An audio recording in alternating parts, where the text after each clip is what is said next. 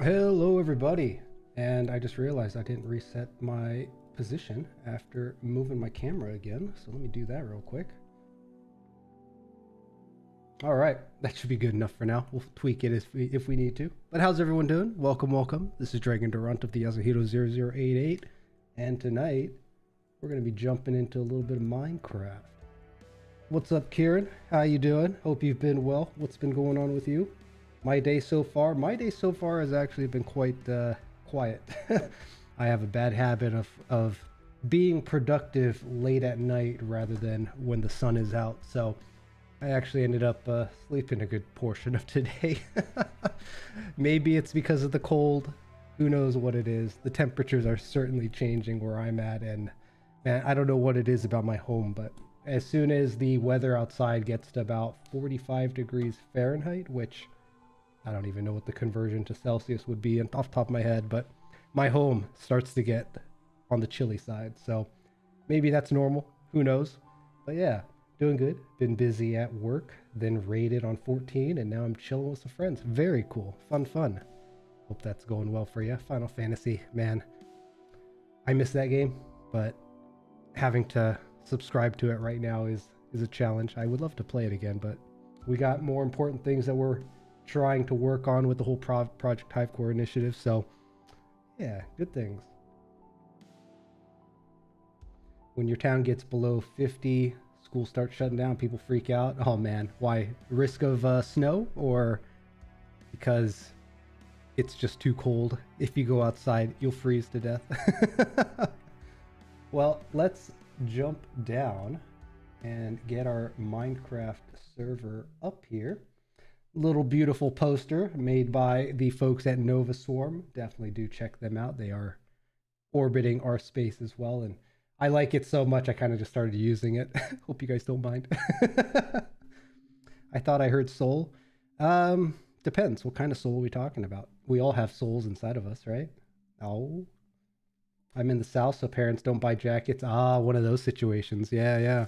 Reminds me of what's going on in, as I understand, Europe right now, where with the temperature getting cold and them having like a bit of a energy shortage, they're like, hey, we don't have heaters in our homes.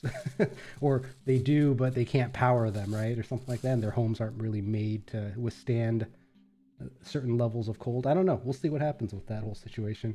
I'm leaving. You're leaving? Why? You're in us. Are you about to eat something? I am. Do you guys hear that? Do you hear the little rustling? They didn't give me any utensils, but I got some wonderful and warm, more importantly, warm pineapple curry in front of me. Yeah, I'll probably be nibbling a bit tonight. Minecraft is going to be a bit of a casual time, right? As it is. So yeah, let's jump into it. Let's see if anyone else is on. I actually might have to change the IP because this one's been acting up. Let's see if it joins properly tonight. Oh, it looks like it might be good. Very cool. I've been told my hearing is better than average. That might be the case. Who knows? All right, we're on. Now my diamond pickaxe, unfortunately, is getting low. So I think what we're going to do... Well, actually, you know what? Let's do a little tour first.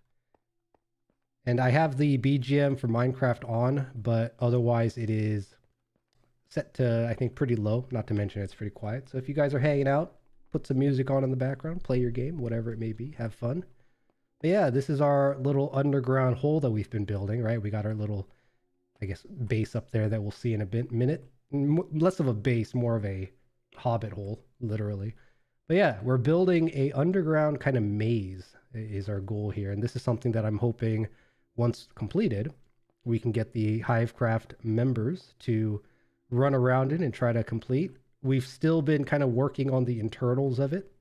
So you can see that the roof area is pretty much done. I got it all quadranted out. We got torches everywhere. So we'll be shifting focus tonight to finishing the ground floor, laying out the floor tiles, which I'm hoping to use diorite for. But then I realized, man, I don't know if I have enough of them. Not to mention, I guess this is used for exchanging emeralds at the Nova Swarm base. So what I might do is just leave the blank floor tiles to map out the maze path and then we'll build walls around it as we go. Either that or I'm going to build walls and then build the floor tiles. We'll see. You can kind of see I was testing with the walls here to segment it out. It's going to look so weird once it's done, but it should be fun. It should be good. We'll make it happen. If you need some diorite, it's pretty easy to dig more up. Hey, Ellie, how you doing? Well, the problem is that's all I've been doing in this game is digging, which I guess that's the deal, right? It's Minecraft. That's what we're doing here. I also have a ton of them down here, so I think I'll be able to manage. Yeah, I want to try to do less digging, do more building, because I've been doing digging on stream and digging off stream, and I want to make it, man. I want to make it. My friend had her BGM echoing, but one of them was extremely low, and I was the only one who caught it and let her know. Ooh, well, maybe you're just super acute to details. Who knows? Is that the right word? Acute? I think so. You are acute regardless, man. Once she raised it, others were able to hear it, but yeah, before it was only me. You know, that's probably not a bad skill to have. I've talked about this before, how if you throw me in a crowd, like a busy conference room or just a busy like convention hall or something, with all the background noise, I have a hard time actually hearing even the person right next to me. So yeah, it's maybe you're able to fine tune noise within noise. Who knows? Ayo, save it for Friday. That's right, because for those tuning in on Friday, we're going to be playing some Halo Infinite with our good buddy Vector Spaceman, Hero King Soul, and Rigel from Nova Swarm. Also, Ellie, the little gift. I went ahead and put the banner here. Kind of covers up my entrance. Also stops scaring me with the... makes me pause for a moment. It's like, oh, wait a minute. Yeah, that's right. That's there now. Yo, looking good. Shadoris, what's up, bud? Yeah, we are making slow and steady progress. Also, Azabiel is on. Yo. All right, so we do need to get another pickaxe. So we're going to make a quick little detour over to the Nova Swarm base. Creeper, good to see you here, buddy. You are my most toxic viewer. Why are they always green, Soul? Is this a relative of yours? Do you know this guy? Yeah. All right, and then once he stops sizzling, I can attack. Is this it? Am I doing it right, guys? Why are you not stopping? Why are you not dying? There we go. Got it. I'm a pro at this game. Oh my god, I'm so good. Also, let's actually drop off some materials because I got way too much. Why can't I sprint? Because I need nourishment. What do you mean? You know exactly what I mean. Don't deflect. What up, Kilvin? How you doing, bud? Been a while. How's progress on the fortress? You just assume my family blows up towards people. Well, you approach them silently first, and then you blow up, right? I don't know. It kind of seems on brand. What do you guys think? If you know Hero King Soul. All in good fun. All right, what do we got? Oh, here we go. Perfect. Perfect. My food is not going to get eaten tonight. I already know my habit of just leaving it. All right. That should be good. I moved some more chests down here just so I don't have to keep going up these ladders. I actually did sneak up and scare my friends in Phasmo. No, what do you mean? That's what you're just supposed to do in Phasmo, right? Wait a minute. Are you guys trying to fight the ghost, or are you fighting each other in Phasmo? This isn't the game I remember. All right, let's go.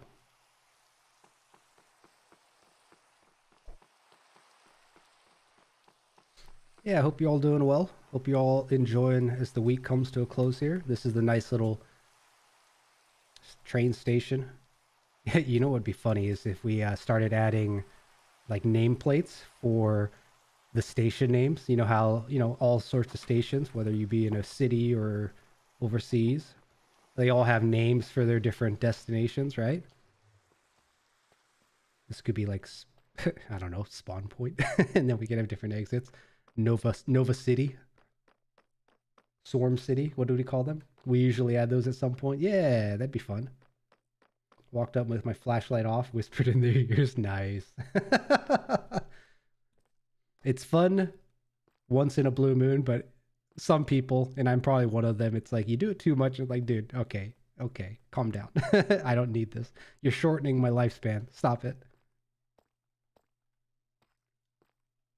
And you know what? We're gonna go full screen as well. I know you guys can get pulled in here, but hey, we're on YouTube. You guys got the chat on the side anyway, so all right. Nice little railway here, again, made by our buddies at Nova Swarm. And let's go. Ooh-ha-ha. All right. While this beautiful scene is flying by, let me go get some utensils. I will BRB.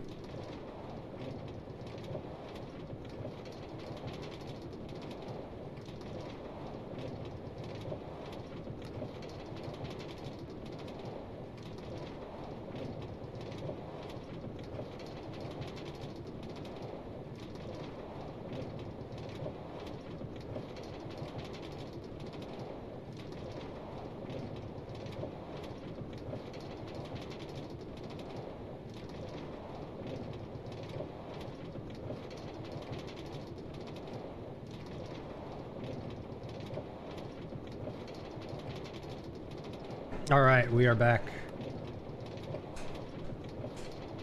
Gonna go update your PNG for tomorrow. Cool, cool. All right, here we are. It's too bad that you can't add more of these little rail tracks that keeps your momentum going. The more you have, the faster it goes.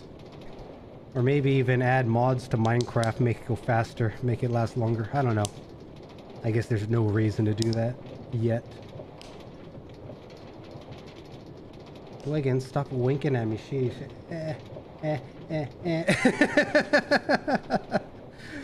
There is a speed cap, yeah, there is.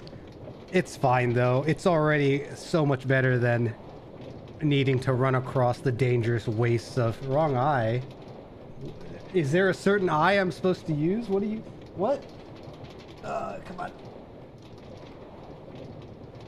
Don't mind me looking angrily across the screen. It's, angles, cameras. They do the thing. Also, here's a question. How do I get out? I always forget it's control. Should this stuff... Is there a reason to have it, what is it, 1, 2, 3, 4, 5, 6, 7 tiles away from the button? Is there a reason for that? Just to get people to line up?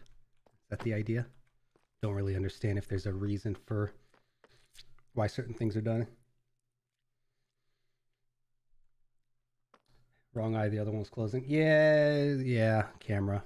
I talked about this with Vector the other day, because my camera is actually like a whole 2/3 a head higher. Huh? Hello, Ali. No, I have not seen your wife. Yeah, I know. I'll let you know. But yeah, what the hell are you doing? You eating your own merch? What's going on? If they're unpowered, they'll slow down. That is correct. But it seems like it only takes 2 tiles to do that, not 7.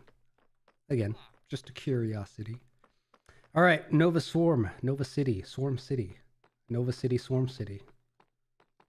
Let's go check it out. Boop, boop, boop, boop, boop. What's, I know a lot of this stuff I could probably just look up on my own, but the stamina, does it decrease whenever you sprint? Is that the trigger? Because I feel like when I'm sprinting, also I love this by the way, as you approach it, they light up, seems to be the, how these work. All right, Swarm City. Ooh, they got some new construction going on. What's this gonna be? They got their little farm back there for bamboo and whatnot, but what's this? Ah, you guys are gonna make a little shelter for your wheat, and I'm assuming that's wheat. We're making bread. What are these? Carrots? Should they be brown? Turnips? Greenhouse, yeah. Because, you know, they got this, man. It's so cool seeing the mechanisms that could be built. And these just automatically cut when they reach the little watchy blocks up there. Why are they always so angry? Are they constipated? They look, man, imagine if they started singing like those statue busts just broke out in song. Wheat and potatoes. All right, all right. Oh, that's right. We got frogs. Man. You know what's funny? I just realized, like, Elly's home here. That's right. You guys got the buttons. You just gotta... All right, that's cool. I love how your whole area is becoming like a foresty, swampy area. Water's getting inside. That's cool. Lyra's is, gosh, I don't know, something like a wizard's tower almost. And then Rigel is it's so very industrial. Frogs are the best. Kieran, you'd know all about that, right? All right, Kieran, how do you tell which frog is a good boy and which one's croaking up? Oh. What? Are these guys good frogs? Look at their little hands and feet slapping the ground. Huh. That's so neat. I actually always liked the kind of pixel art because of the minimalism that they had to, or the trickery that they have to do with how they move and how you get certain, I suppose, angles and animation done, right? Because with pixels, you're kind of limited compared to the more 3D stuff or more, I guess, fleshed out stuff. Minecraft kind of has a very similar thing going. I'm noticing how the feet, right, are just kind of flat textures. They don't really seem to have a underside. Well, they probably have an underside, but they're literally height 0, right? Flat texture. Pretty funny. And then we got our toads and our albino. Is albino rare? I see only... Oh, there's 2 of them down there. Look at these guys. They're all good boys. They're all good boys. Chirping away. Croaking away. What's this guy? What are you doing? Hello, sir. Do you know where you are? Yeah, I'm talking to you. Don't walk away from me. I'm gonna sneak on the server and steal all the frogs. Oh, better watch out. Careful. Actually, where's all the stone golems? I thought Rigel had a bunch of protection golems out here. Making sure bad Kierans aren't coming in here stealing frogs. Liberate the frogs. Also, Kieran, I don't know if you've seen this on the Novaswarm server. Or the Novaswarm HQ. But there's the giant... You might have been here last time when I showed this, but... There is... Oh, I couldn't make it. There is... I forget what the purpose of this building is, but... Big frogman up there. Look at that guy. Watching everything. Man, that's getting bigger. That wasn't that large before, was it? Am I losing it? Oh, man. You guys are always doing cool things. Potion shop. That's right. You've mentioned something like potions. Potion seller. That's right. Look at that guy. The frog knows all. Alright, how do I get down here without dying?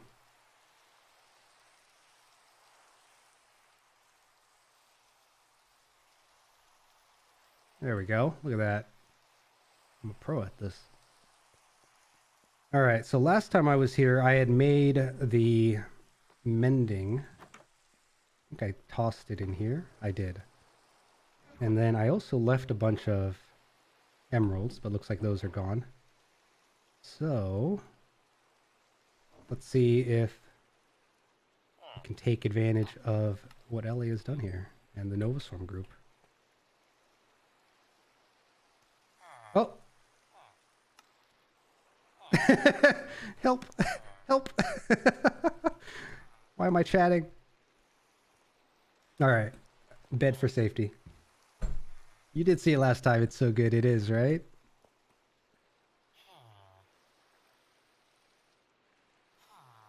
What is this? Repair and distance. What the hell did I interact with? These guys sure love getting clicked on at night. My guy. Alright, this is a challenge. These guys are being difficult. Wake up! I got business to engage in. Oh, here we go. Here we go. Got one. Okay. Now for the... Oh, what the hell did you do to me? Oh, look at that. They're sharing a bed. Adorable. Come on. Where's the magic place to click here?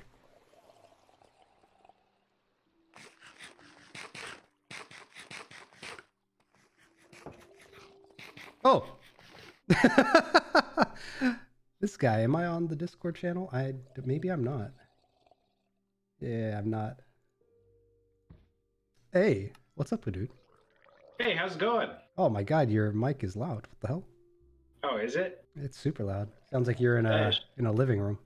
Is it pulling from It the right should microphone? Should be the same as it always is. Yeah, it sounds a little kind of like you're talking from across the room, but it's coming in loud and clear, but sounds a little kind of blown out. You know what I mean? Well, anyways, Why? man, when did you sneak in here? I did a 360 and I turn around and you're here. It's like, who else is eating? Well, when I stepped in, the door was already open and you were crouched on that bed. Oh, so you've been here a little while then. I popped in and I was just watching you, and then after you noticed me, I was trying to think of what to refer to you as when I introduce you as the multiverse's favorite something or other. Oh, cool. Nice. I can't just say the multiverse's favorite spaceman, because, I mean, this is HiVECORE. Everyone's in space. Yeah. And also, we have a guy called Spaceman. I know. Can you believe that guy's taking on the name Spaceman? Jeez. Next thing he knows, he's gonna sue NASA for copyright or something. There you go. Hey guys, sorry, but you can't be using the term spaceman anymore. We're gonna need you to come up with a different term for your employees. I think previously I said something like dragon-themed spaceman or something like that. But what am I? What am I?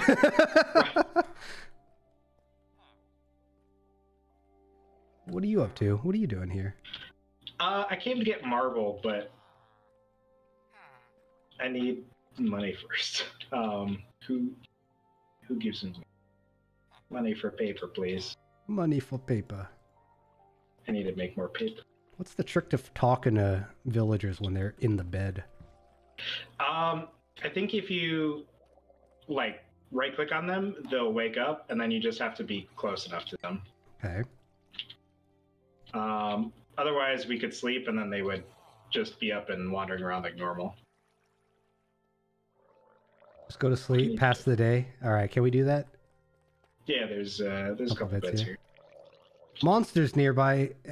What did you bring here? Oh, hold on. I hear a drowned somewhere.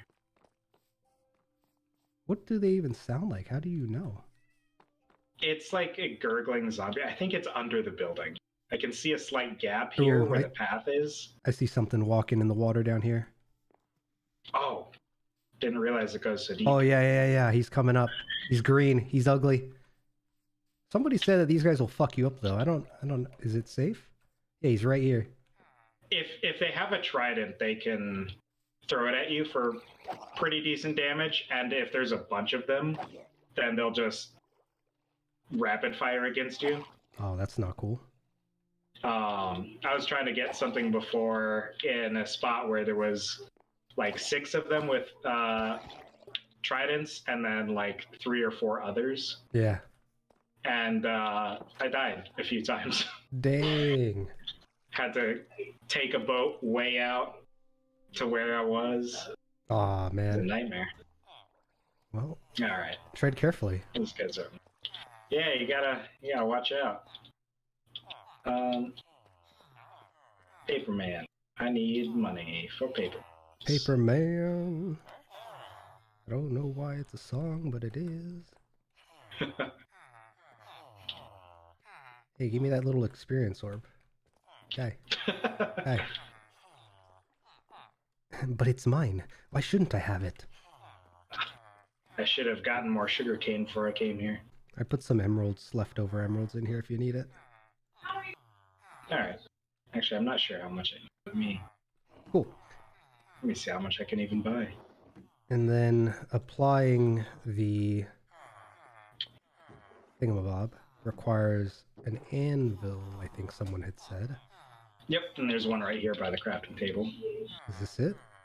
Nope. Oh, literally right here. Okay. Bingo. I knew that. Hey. All right, what should we call this one? This will be our emotional support. There we go. Beautiful. There. That way, when one of our pickaxes is getting a little low, we can swap over and hopefully mend the other one in the process. Yeah. Oh, good idea. All right. Well, I'm going to be heading back. And I'll catch you later. Yeah. How do I get rid of... Oh, here we go. Here's some food. And thank you for the potatoes, as always. I've been a regular regular member or regular... what is it? Regular customer of Azabiel's humble abode. We talked about setting up a tavern over there somewhere. We just need to find a spot to put it. Put it between the spawn thing that I'm working on and Jammy's little ginormous greenhouse. Put it right there. That'd be a good spot. Yeah. Also, Ellie, I saw you coming in through the window. What's up? What's up? Hey. Oh, and you're in here. What's up? Yeah.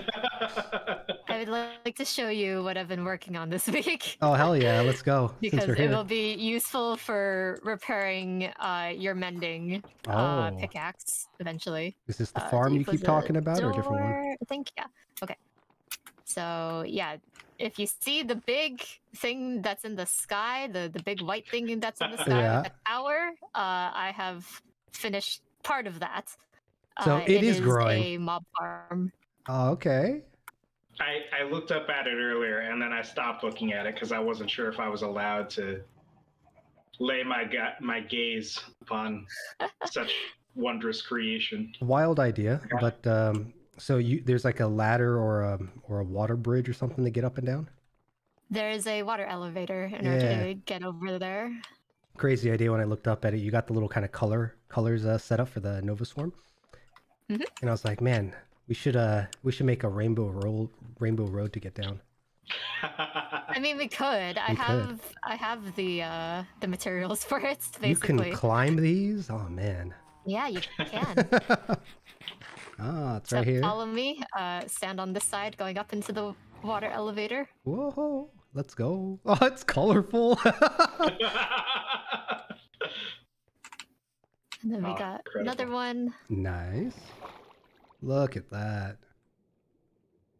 The sun right above it too. Looks so good. Look at this. Oh my god, this is some Elysium crap right here. Holy cow. Yeah, am I in heaven? Oh my god.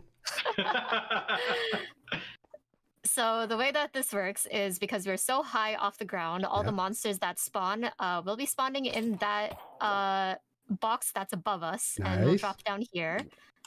So then you can use your sword and attack them. If you have a like a pickaxe of mending with it, for example, you can put it in your offhand, and any experience that you gain will repair your pickaxe. Oh, so you have to have it equipped for that to work? Yeah. Can I equip one in each hand? Oh my god, I'm too powerful. All right. And when you're using this, do not crouch, because there's a chance that creepers will see you if they crouch, or if you crouch, and they might explode. So please do not explode my farm. It's only if you crouch and only when you're here, like from the side it's safe and everything too? Yeah, if you walk around like normally, it's okay, but if you crouch like while standing over here, the creeper might be able to see you. Yeah. Okay. And then all the loot goes into the chest that's on the sides, and then you can trade with this guy. The rotten flesh. Yeah, the rotten flesh. Look at that. Oh man, how long did it take to get this guy up here? It didn't take me that long to get him over here, because he was actually a zombie villager before, and he spawned from this farm. So I just trapped him with a bow and was just like, okay, well, I'm converting you now. Yeah. You get to work here. Incredible. Welcome to Project HiVECORE, my man. Did you have a choice? No, but is that okay? Yeah. Very cool, very cool. And then with all your levels, Yeah. you can do some enchanting over here. There's a anvil on the side here, so you can add the enchantment books. Okay. And if you need food, there's some food in the chest here, though not a lot because it's just whatever gets dropped. What do you do with the abundance of equipment. bones that you get? It can be used for bone meal, which can be used to grow trees or plants or anything else. Look at that. Man, you're making this so easy. Also, killing... Oh my god, too many creepers. I mean, anything that we do off stream is better than doing all of this on stream and just have a lot of like, oh, placing blocks. Okay. I don't know. I think there's some fun to that, but yeah, this definitely lets you run around on stream. Ooh, get him. Oh my god. Okay. I can imagine when a few of you guys say that you're just AFK farming, I think you just mindlessly start aiming and clicking. Is that what happens? Yep. Nice. And this is the zombie dude that you converted? You know what? Actually, yeah, just don't up or I can kill him. Good job. Yeah. I wanted to kill the skeleton that was beside it and then try and like block off the rest of it. Oh, is this why you have the doors in the back so that you can kind of come in and... do you have a shut-off switch for upstairs? I don't. Like I've just been placing like dirt blocks over top of their heads basically to shut it off. Because I think if I put a trap door inside there, it's gonna mess up how they fall down. So I just have to be kind of quick with letting the zombie villager out. What trickery did you use to cast the spell? Do I have to say friend? Like how does this door open? Oh, I have to put a lever there to open the door because the doors, those are iron doors, so you can only use like a button or a lever in order to open them. But when I originally had this guy over here, I was not done building all of this basically, so it was very easy to get him over. In order to convert zombie villagers, you need to use potions. So there's a splash potion of weakness that you have to throw at him, and then you have to feed him a golden apple. Golden apple, man, you greedy guys. Regular apples aren't good enough, they need golden apples? Yep. Alright, sword is broken. Done. Look at that too, I got my mending up to like, what is that, like 80%? That'll last me a good while. Thank you. No problem.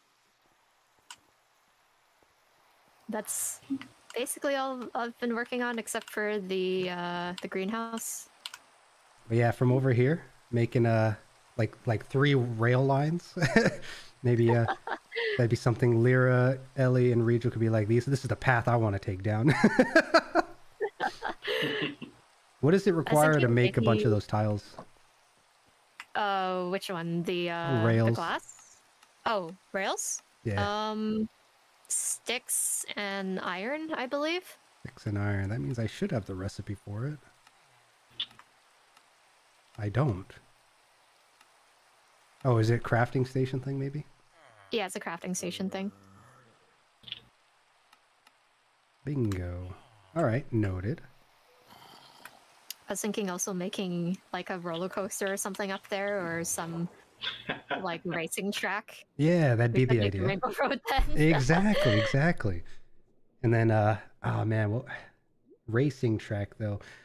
You can't really race on a cart, can you? Because it's all like normal speed. So a racetrack would be done with boats on ice. So how do I get out? If I go get more, just keep walking forward. Yep. Yeah, so the fastest that you can travel in Minecraft is actually with boats and ice, I believe. Okay. So if I collect enough ice and bring it up there, I can make a boat racetrack. Ice is just what, from like the mountains, or is there a certain crafting recipe for that too? Yeah, you have to gather it from the mountains with a Silk Touch pickaxe. Okay. Maybe that's something we can talk to Neff about, because Neff is setting up her home up where it snows, if I'm not mistaken. I think if you just put water down, like on the mountains, it'll convert into ice. Oh, too. is it? You can just farm it that way? Okay. Yeah. If water is indoors, up in the mountains, will that freeze? No, it has to be under a certain light level. Well, I guess if you don't put any torches, then it might be able to freeze inside, but... So there's probably a way that we can make an ice farm. That seems doable. I think people do have ice farms, or like ice farm tutorials on like YouTube and stuff, so I might just complete one of those at some point. Yeah, I imagine what if it needs a certain light level, maybe you could have like a door that will close, and then you can just have a. I guess the question is how long does it take for water to turn to ice? But I'm not really looking up anything. Okay, where did you guys go? Because I'm getting distracted. I'm inside the base here. There you are. I don't know if you saw, but Lyra has expanded their tower up. Oh my god, she totally did. It's even taller now.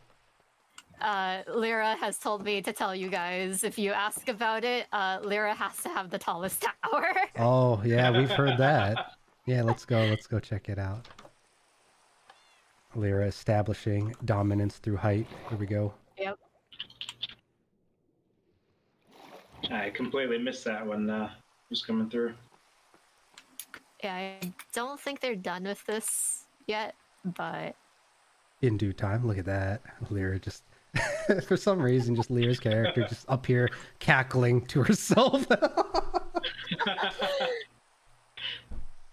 She does have that one art I think she used. God, I think I've seen it a couple times where her character's like has her hands up and she kind of leaning back with a little long face. Gosh.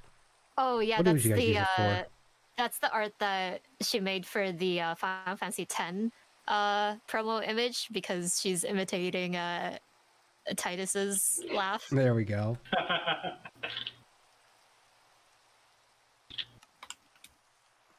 Well, Lyra has a ways to go. She has to be taller than the farm too, right? No, she just needs to be taller than Rigel's tower. Like, the moment that she saw Rigel's tower coming close to the height of her tower, she was just like, no, I need to fix this. Nope, this is a problem. And then I'm gonna be making a little statue of Boo on top of my tower. Hell yeah, I nice. have the pixel art ready for it. I just need to collect a lot of sand in order to make it. Boo. What, the gatekeeper.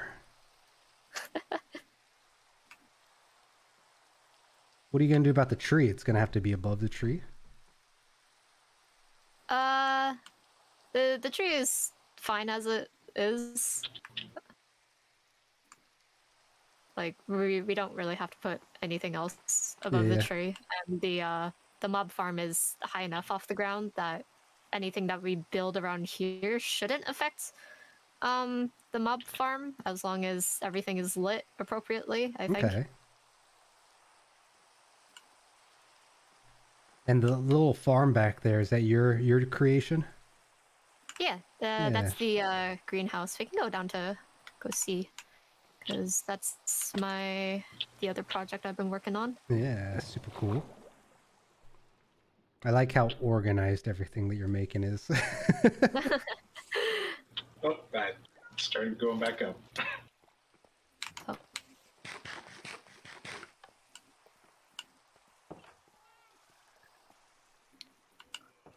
How many different animals? Where's your what do they call them? Quetzaltals? What are they called? Axolotls. Axolotls. Oh yeah, we have some axolotls in buckets currently, like in our storage. But Lyra and I are working on a little aquarium. Nice. Below the base. Yeah, so that'd be cool. We got crop farm, bamboo, cacti, more sugarcane here. These are cocoa pods. Cocoa pods? What the hell are cocoa pods? Like cocoa beans? For chocolate. Oh. Yeah. I've never seen these in Minecraft before. Yeah, cocoa beans. And then if you mix cocoa beans with wheat, you can make cookies. Hell yeah. And then if we go down here,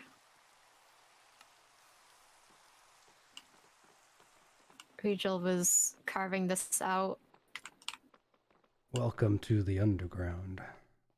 We're gonna be making a like a nether forest down here with like the blue nether trees or the blue green nether trees.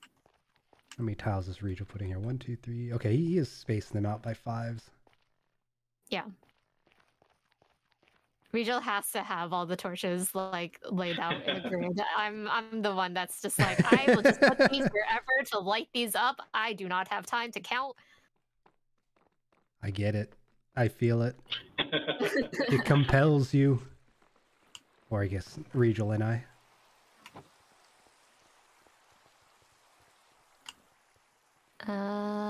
Oh yeah, and if you take a look at the map that I have. Oh, you guys been expanding that? So oh, look at how fleshed out this looks now. Holy shit. Yeah. So if you pick up the map, it like updates how it looks from like top down. So when I was making the mob farm, I remembered that, oh, it's basically a big square. Yeah. So I took the dimensions of it and opened up one of my drawing programs and was like, can I make a star on the top of this? And I can. You totally did. Yeah. How cool is that? Look at that. Wow. Yeah. It's kind of, it reminds me of, oh man, I think I talked about this before, but those floor mats that had the roads on them.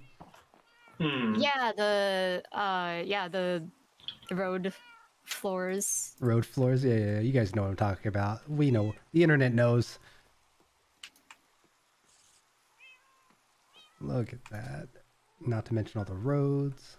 It's basically pixel art in a way. Yeah. Nice.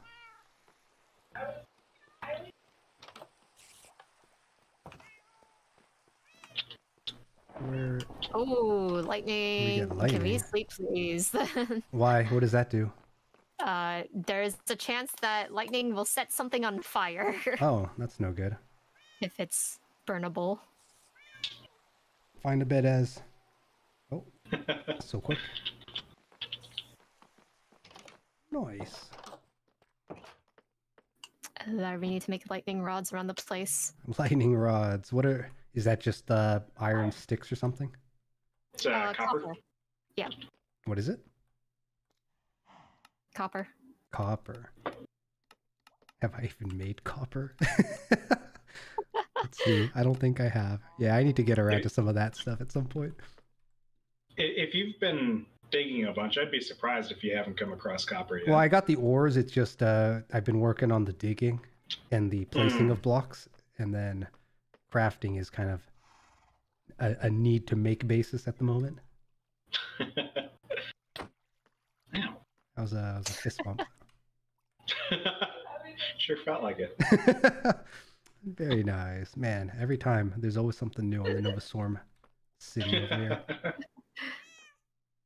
Oh yeah, Azabiel, your grove has been looking pretty nice so far. I went to go over to Meg's village recently.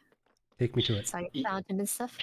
Yeah, when I was doing some stuff between streams, I decided to start putting in the pathway through the grove itself. All right, we're gonna go visit. We're gonna go visit the grove. Let's go. That's actually what I came over to Nova Swarm Town for initially, was to get some more quartz for that. Nova Swarm Town. Oh yeah, right, because you have the quartz bricks for the pathway, I think. Yep, quartz bricks for the pathway, and then it's lined with deep slate, polished deep slate slabs. Nice. Before we leave, you did get what you needed, right? Yeah, I got it. Cool.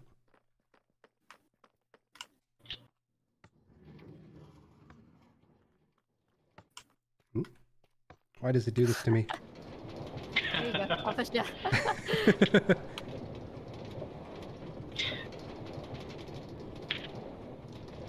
I'm just waiting for the day where Minecraft finally adds trains.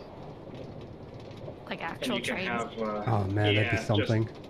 Have a fully, just like, it just goes maybe stops at certain points if you've got the right kind of rail put down. Have some cargo car. I just want satisfactory trains in Minecraft. Basically. Yeah. It's surprising they haven't added an option to like create attachable carts. You place them next to each other and they stay connected, type of deal. Yeah, that. I mean, because they've got the carts, they've got leads. Like, why can't I make a little rail cart caravan? I mean, you sort of can. There are chests or minecarts with chests, and then you can just push them behind you if you have a minecart with a furnace in them. Because if you have a minecart with a furnace, you can put coal into it, and it'll automatically push carts. Oh. Oh, that's interesting. Does it now? Okay. But you have to be within its like loading range for it to actually keep moving. Yeah. And that loading range would be what? Like the distance that you see objects? Yeah, something like that. So not a whole lot of room to work with then. No. You can't have like an automatic train system or something because it'd probably lag a server too much for something like that to be running. I've heard about that's why, lagging servers, but hopefully something we don't have to worry about for now. Yeah. Something that's really common in modded Minecraft is chunk loaders, which basically treats a certain area as if there was a player there, even if there's no actual players there. But yeah, if you do that a lot, it will just destroy. I'm sure the memory on the server will just start getting filled up super quick. Yeah. Hey, you are. Speaking of mods, for like season, 10 of HiVECORE Minecraft or something, once people start understanding like the more in-depth aspects of Minecraft, and maybe if we decide to dabble with mods and stuff, gotta get one of those ones that lets you go to space. Oh, is that a thing? You can go to space? Yeah. Above the clouds? There's at least like one mod or mod pack or something that does it. Neat.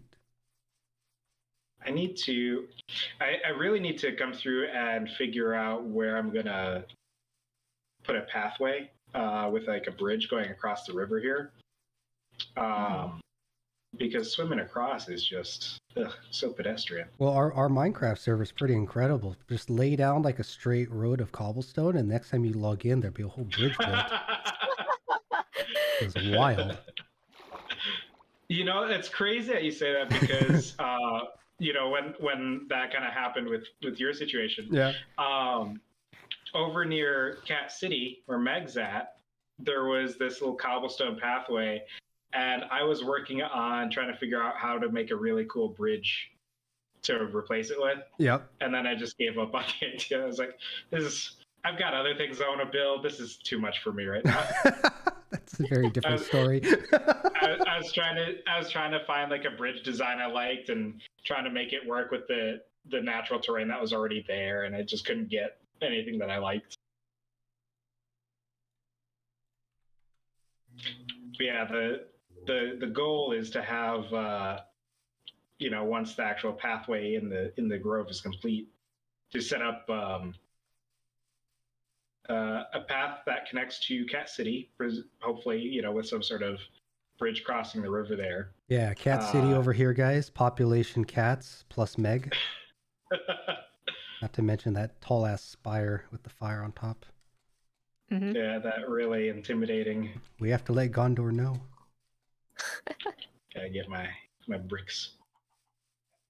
But yeah, I wanted to do something with like a high contrast for the paths here. So I did the deep slate borders on the quartz bricks walkway.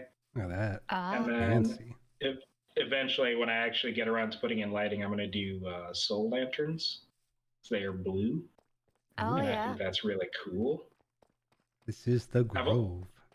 I've only done about a third of the water, so You get it there? Yeah, but you got it. Piping put in. Hell yeah! Look at this.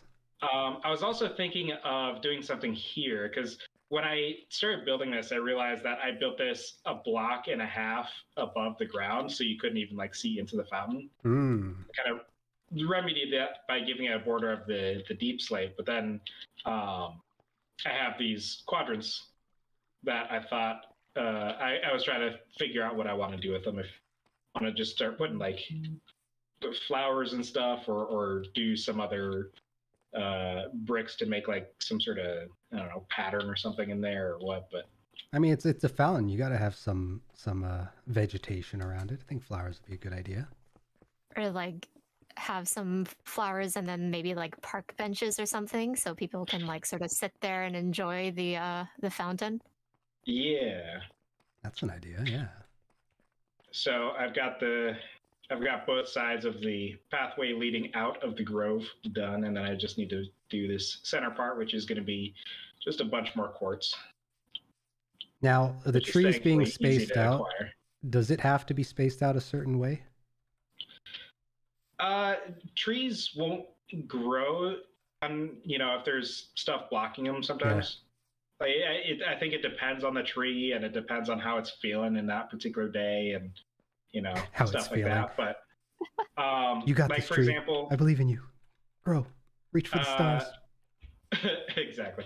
The spacing I have here for the dark oak, I used for the jungle trees as well. Yep. When I was initially doing them as 2x2, but the jungle trees wouldn't grow with that spacing. Okay. So between that and the fact that I just couldn't get the jungle trees to propagate, I was like breaking even if I tried the larger trees. Yep. So I decided to just go with the smaller version, and with the spacing that I'm using in the other works out a little better. Cool. Yeah. Nice. As I think about it, do you have a place for azalea trees? Those are pretty new. I've come across them, and I don't understand how they work, and I haven't. Okay. Fair enough. On this side, I kind of hit the beach, which is comes pretty far in, but I could always, kind of expand it, replace the sand with dirt, which I did for a bunch of this already. A massive expanse of sand over here. Holy. Yeah. On the other side, I don't think I have as much terrain as I do on this side. So if I expanded it all, I would probably do it this way. All right. This is where we're gonna have the beach party. This is where the beach episode will be. And if I did expand, ideally it would be when I've got like stuff to do symmetrically. So like maybe I would cut out like this area and then put the spruce on one side and then something else on the other side, or something. Yeah. Have you considered putting torches down out here? Listen. Yeah, I'm listening. I had other priorities, and torches weren't it. You just one thing at a time. I also, for a while, was out of wood because I didn't want to start using what little wood was left. Imagine building this and saying I'm out of wood. Well, here's the thing. For a while, I just had saplings and then like a small stockpile of wood. It's like, I got to get everything done before I start using any of this wood. Yeah. Now, dude, you need some bamboo. Speaking of bamboo, that's actually something I had intended to put here as well, and then I forgot about it when I started putting in the trees.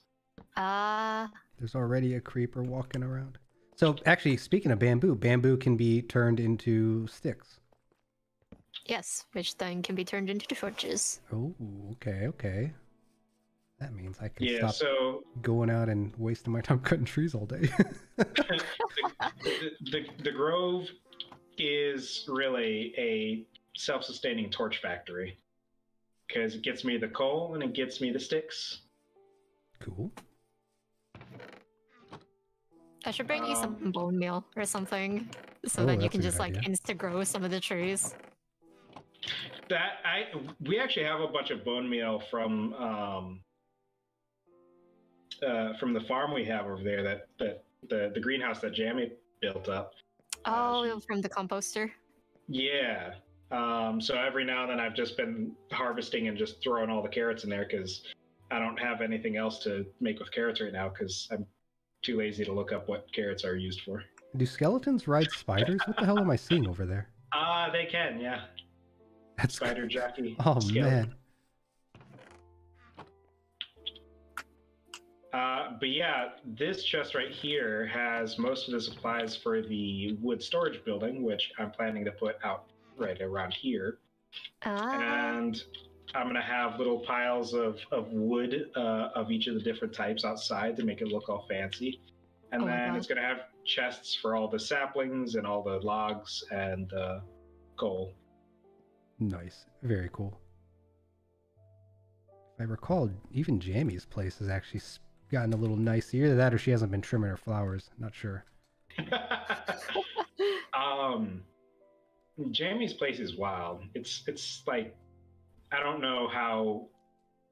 Basically everything on the server, I don't understand how anyone has come up with making it all look nice. Like, well, I looked up a fountain. I wouldn't even know where to start. If only there were people in the server you could talk to.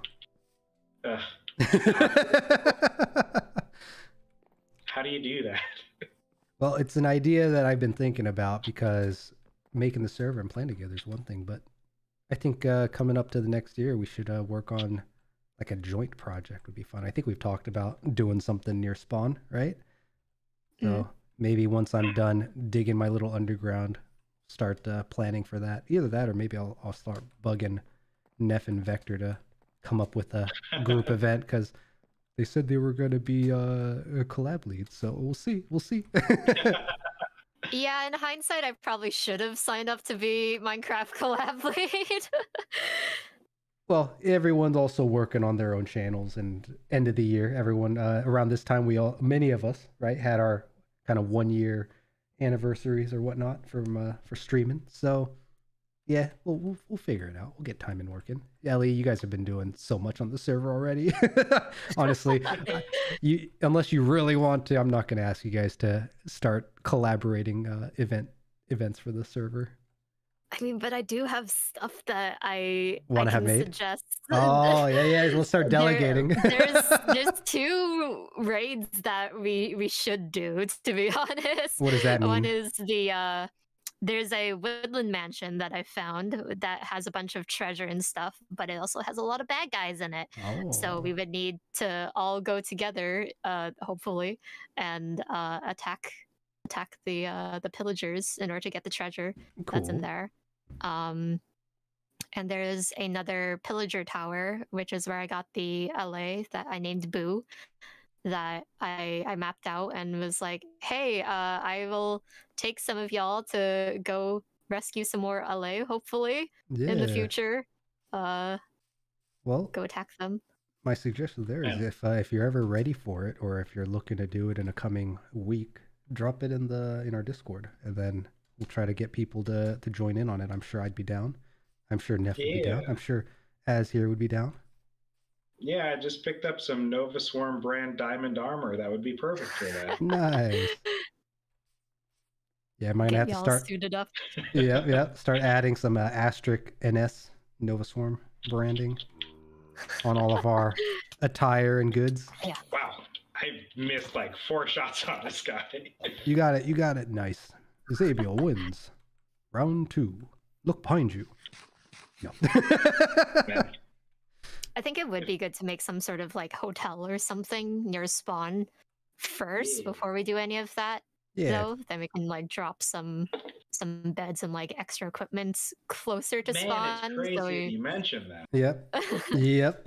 I think that's a great idea. Earlier, Jamie and I had the idea of putting up a tavern. And anyone who plays D&D knows that every adventurer assumes a tavern is gonna have rooms. Yep. You have to start with the guild hall, the adventurers hall, whatever you want to call it. Yeah, I had the idea of putting up some place to just put a bunch of like food that we get from the little farm that Jammy has built up. Yeah. And since we are neighbors to spawn, we've got that little area that would be just about perfect for something like that. Nice. You know what? I think that's what we'll do. That'll be our first big project. We'll start mapping out a place for the spawn tavern. We'll figure out a fun name for it. Jammy can definitely be responsible of decorations because she clearly has something going on there. And then the coziness coordinator. Exactly. And then we'll have to have like a brewing area. I don't know. Does this game have brewing?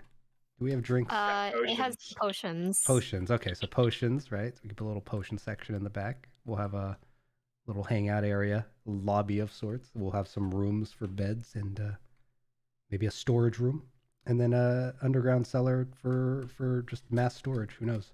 Figure it out. We'll make it work. Yeah. I also have a picture of a like cozy looking campfire area that I've saved that I want to put somewhere. Ooh, so like maybe that. like at the back of the tavern or something.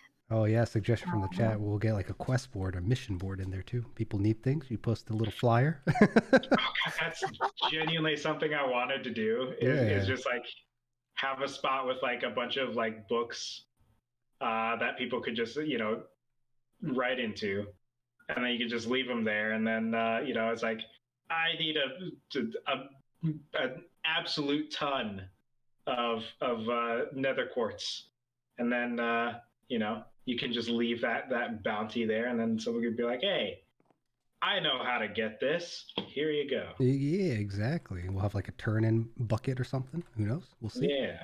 Put a barrel, and then you might be able to use some signs to make put the requests so that people don't just have to like open a book to read it.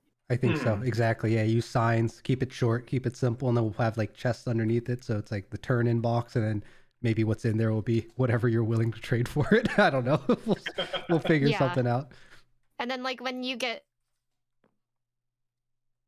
when you pick up a sign, all the text gets erased anyways. So they can just like screenshot what the sign says, and then when they're done, take the sign off. That's an idea. Yeah. When it's not needed anymore, just yoink it, put it back in the sign box for people to use. And then the Minecraft chat, the fire pit area that let's I found. That. Ooh, look at that with little chairs and pillows and everything. Here, we'll pull that up here in a second. Like that'd be so cozy for us to all like sit around. 100%. Get that shared. Here we go. A little covered. Make it a little larger for you guys. Look at that. Little fire pit. I think the fire pit, we should make it a little bit bigger. But yeah, little cozy chairs around it and everything. What did they use? That's actually super simple too. It's spruce slabs with spruce trapdoors and then some banners, and the banners are in the ground, halfway into the ground so that they stick out of the slabs. Nice. Okay, we're gonna make little HiVECORE pillows for everybody. Yeah, everyone gets color coordinated pillows. Yeah, that's an idea. Hell yeah, let's do it. That's a great idea. So yeah, we'll put that outside the tavern. We got all sorts of things we could do. All right, I need to bio desperately. I am gonna BRB. You guys, fun chilling. I will protect you, even though it's daytime. Yeah, no. Do you need help getting anything? Because not really doing much. I mean, the only thing that I've been needing in any kind of significant amount is the quartz bricks, which is really just kind of like a time thing. Yeah. It's just getting it from the guys in the shop. Mm-hmm. Other than that, I pretty much have this place as set as I can get it for the time being. And the only other thing, let's see. I am going to need soul sand. I'll need to figure out how I want to set up my lamps, but I think the area that we have in the Nether is actually a soul sand biome, or at least near the swarm Nether portal. So I can just like jump out a window and grab it for you. Yeah, because I wanted to do the soul lamps because they're blue, and Yeah. I like blue. No, I could never suspected. I thought you were on Vector's team and liked orange. It'd be wild. Let's see. I got some quartz pillars before, only to find out that you can't turn them into other quartz blocks, which was a disappointment. Yeah. I was just reminded I need to go drop off a cake at Meg's cat village because it is her birthday tomorrow, I think. Boy. Man, a lot of people are having like birthdays going on right now too. Damn. Unless you guys are talking about like Twitch birthday or Twitter birthdays. No, I think it's Meg's like actual birthday tomorrow. Nice. Happy birthday, Meg.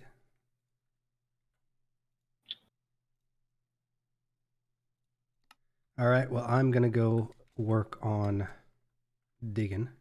I'm a pro at digging, becoming a pro at digging.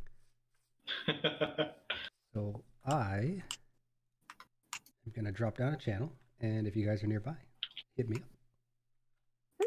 Fly away. All right. All right.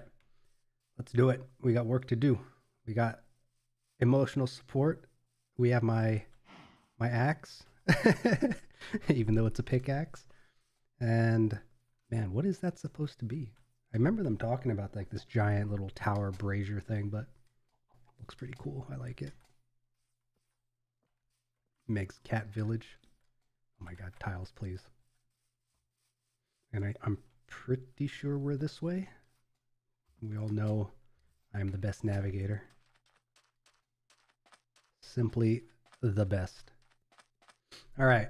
So our goal, right? Main thing we want to go do is we're going to go chill underground, continue to dig. And I think the main thing today is I want to get the framework done today. Because as much as I've done extra digging offline, the building has been pretty limited, right? So, yeah, the hell's that noise?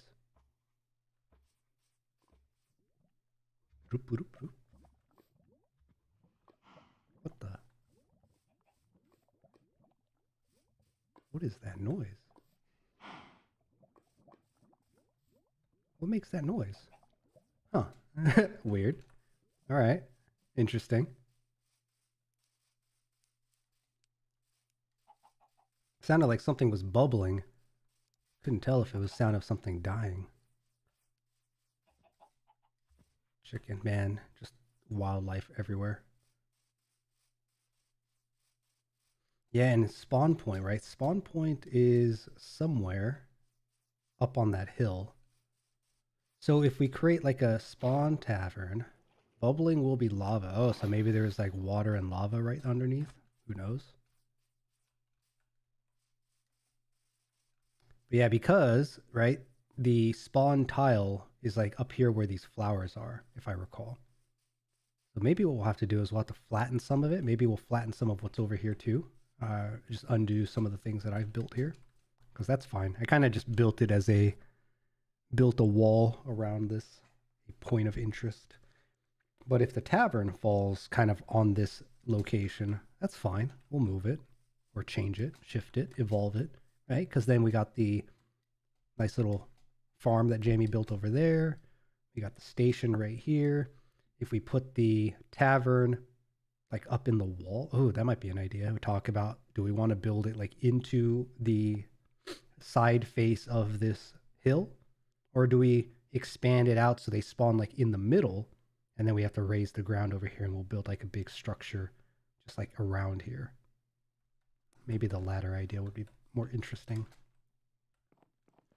But yeah, all right, we're back. We have stuff we can drop off. Oh, actually, you know what? Now that my food is cold, let me take some bites. That's usually a good idea. Easily distracted. Story of my life.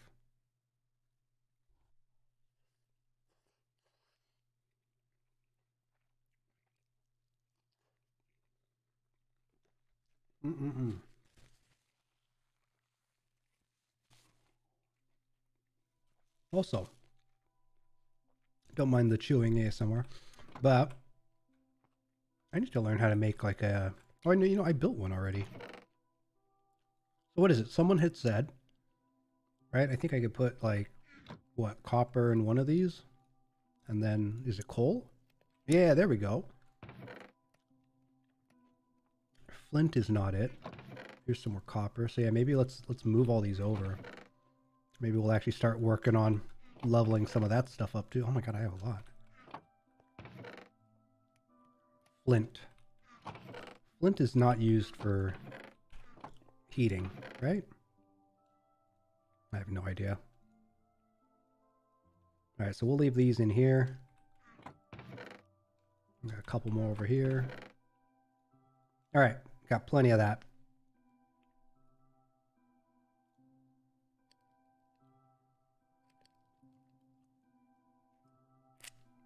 Alright. Now, everything else is down below. Let's go. Ow. Alright. So, okay, we have a ton of coal down here we could always bring up. I have 1 emerald. Oh, this is from the little gift that Novaswarm had left. Let's see. We're going to actually go drop that stuff up top. Just to make as much room as possible down below. And the coal. Actually bump all of it in here.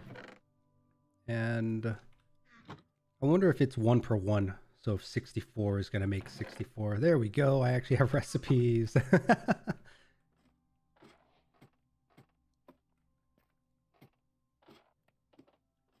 All right.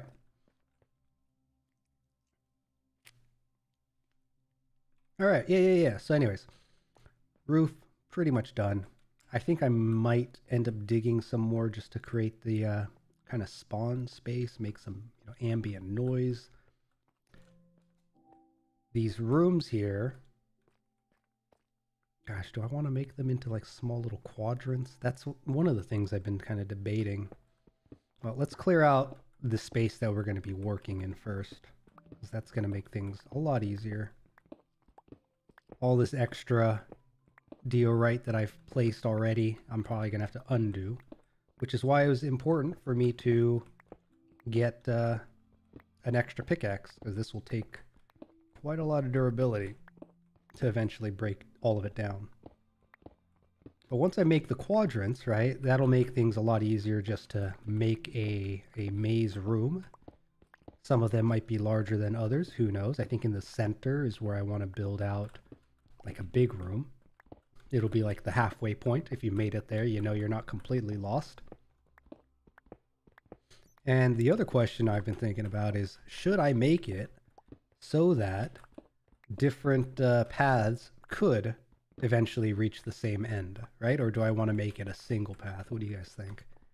Whenever you play like on a piece of paper, right? When you're doing a maze that is traditional, I think a single entrance, a single exit's pretty common.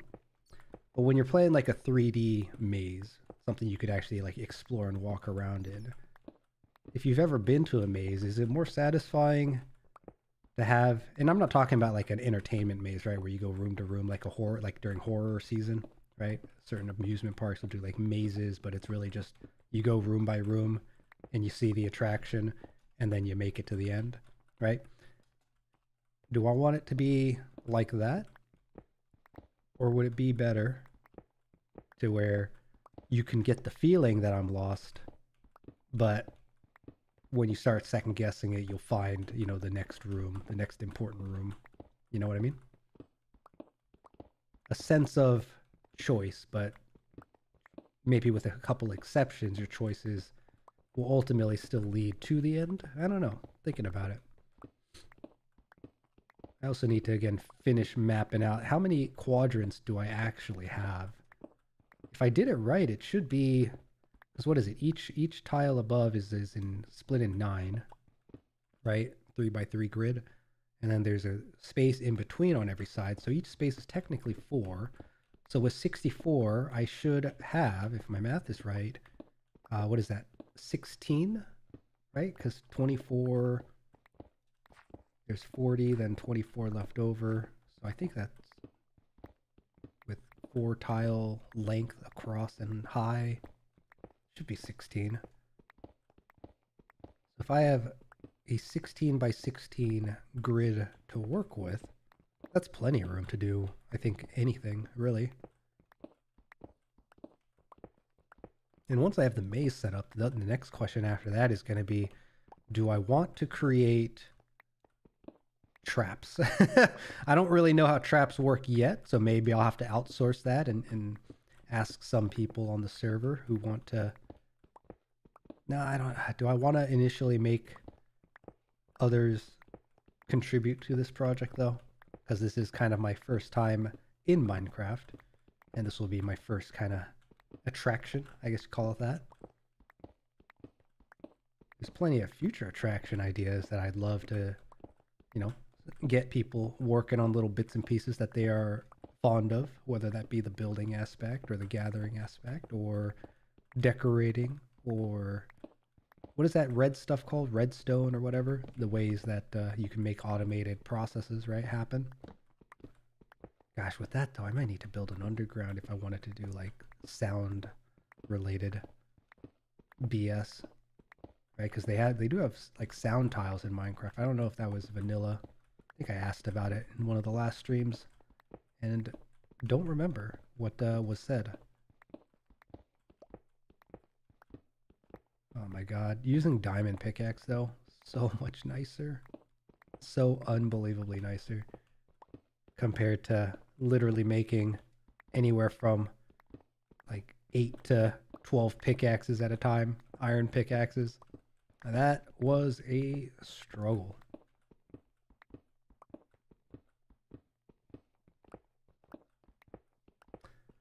So yeah, what is it? Tomorrow we're going to be doing Halo Infinite. In one of the coming weeks, we're working on another Deep Rock Galactic collab, which should be a good time. A bunch of people, I don't know if you guys saw this, but Vermintide 2, I guess either went on a super heavy discount or was just simply free to buy on Steam. Not sure if that's still going on, but Vermintide 2, real fun game.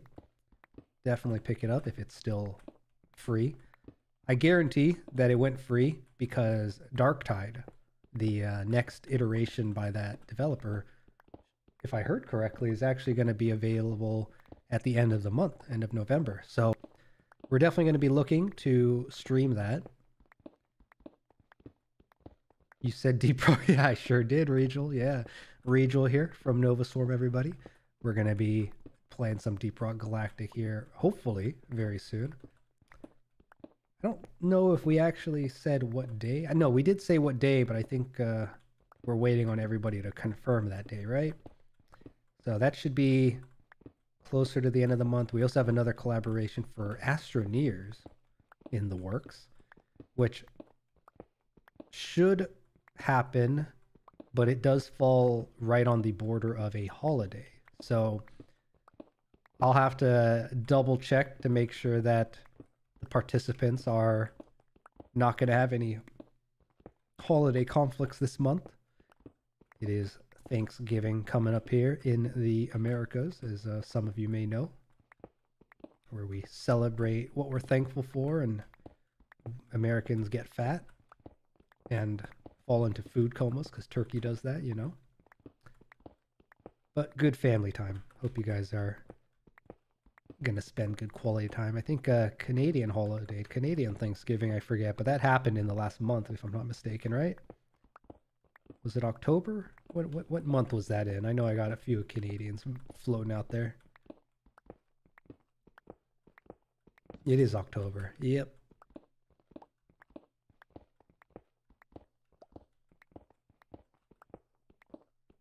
Rigel, I think you could actually, you'll probably be one of the few people who appreciate the OCD here. But here's my gridded layout with torches done in the massive space that I have here. Torches are subject to get adjusted, but you know, we've got the grid outlined finally. So with DRG, could do another HiVECORE rotation on it. Yeah, I know you like that. That's nice. DRG, another HiVECORE rotation of it. So HiVECORE, if we do HiVECORE for Deep Rock, actually, rather than Deep Rock, just because I don't know how many people in HiVECORE actually have Deep Rock at the moment, but a ton of you guys picked up Vermintide. So maybe that would be an idea to throw out there, is that we get a bunch of the HiVECORE people who picked up Vermintide to give it a shot. It's definitely Deep Rock, I think, is a bit stressful for a certain type of player base, especially the ones that don't like kind of the tough objective based missions that Deep Rock introduces, as fun as it is. But Vermintide is literally just beat 'em up. Anyone who likes aggression, anyone who likes funny banter between characters, as much as Deep Rock has it, Vermintide might be a more approachable one for a handful of the members, but an idea. Who else? I don't know. I haven't really heard or seen anyone else on the HiVECORE group initially, at least, really talking about Deep Rock or playing it.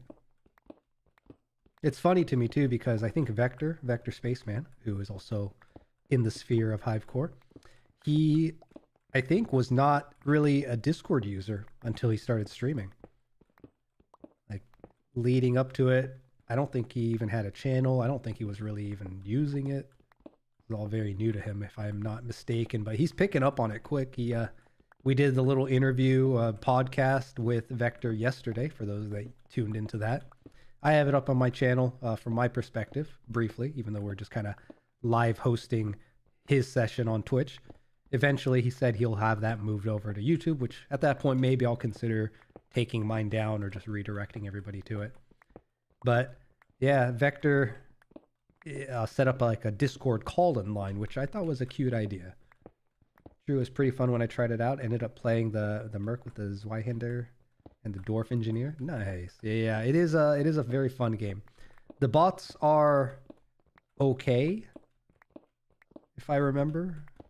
I think one of my buddies actually plays almost exclusively with bots, which cracks me up. But yeah, Vermintide is definitely a game that would be approachable.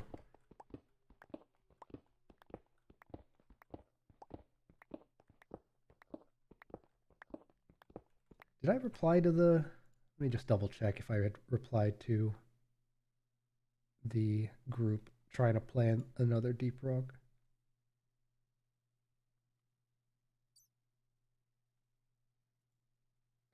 All right, I didn't quite, but I'll just give a little thumbs up to the date. That looks like it'll be good for me. That'll do.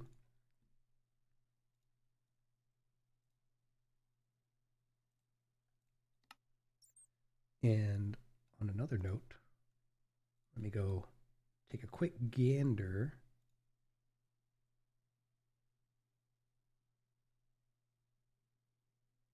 Yeah, so our buddies over at Nova Swarm are in fact streaming. I always forget that Thursdays, right? Because what is it? It's Tuesday, I think, is Ellie's day. Wednesdays are Rigel's day, and was Thursdays Lyra's day? Is that how that works? But yeah, they're over there playing Final Fantasy X. Gosh, single player games. I need to figure out what to do about single player games, because there's a couple I want to play. But if I play a single player game, I want to make sure I complete it, right? Right now, I'm kind of hung up on when I should return to Horizon Zero Dawn, which I've gotten pretty decently far into, but then, gosh, why did I stop? You know what it is? I stopped because I'm racking, is that the right word? I'm working mentally and trying to convert a bunch of stuff to paper, right? Digital paper, but we got some Project HiVECORE initiatives that I'm laying out foundation for. Once that's done, I'll be able to open it up to others so I don't have to stress about it by myself in my hobbit hole out here. And I think I had stopped doing certain streams just because it was too much of a bit of a distraction. Plus, I also enjoy the conversational streams, so getting out there and giving others the opportunity to jump in to the call, focusing obviously on the people who have initially kind of taken up under the name of HiVECORE. And, you know, if anyone out there who's a streamer who sees this and would like to try to do more things, think about it, consider it, learn about it, find ways to learn about it, you know, all that good stuff until we make a more formal announcement. But yeah, Horizon Zero Dawn. I really want to finish that game before I introduce maybe a new game. 14 is a single player game, Kappa. I mean, it is, but I'm not playing it. Lyra's playing it. Oh, Final Fantasy 14. I didn't say 14. I said 10. Yeah. But 14 is a single player. It can be, but it's not, you know, and it's an MMO. So if I pay for it, I want to make sure I get time in it. Man. Yeah, dude, I know you've been teasing me about jumping back on it. It's so tempting, but it is also 15 a month. Ugh. It is RPG MMO. I know. You guys know how it is. You know how it is. But yeah, Horizon Zero Dawn needs to get done. And I've heard, oh man, I've had this on my list for a long while to maybe like revisit, because I never properly finished Cyberpunk 2077. And I've been hearing with that animated series, Edge Runners, right? A lot of people had gone back to playing Cyberpunk and it was like, oh man, this game's actually pretty good. Or they've finally gotten it to the state that it should have been at launch or something like that. So I'm curious about jumping back into it, but yeah, I don't have the mentality for diving into a full game, not while streaming.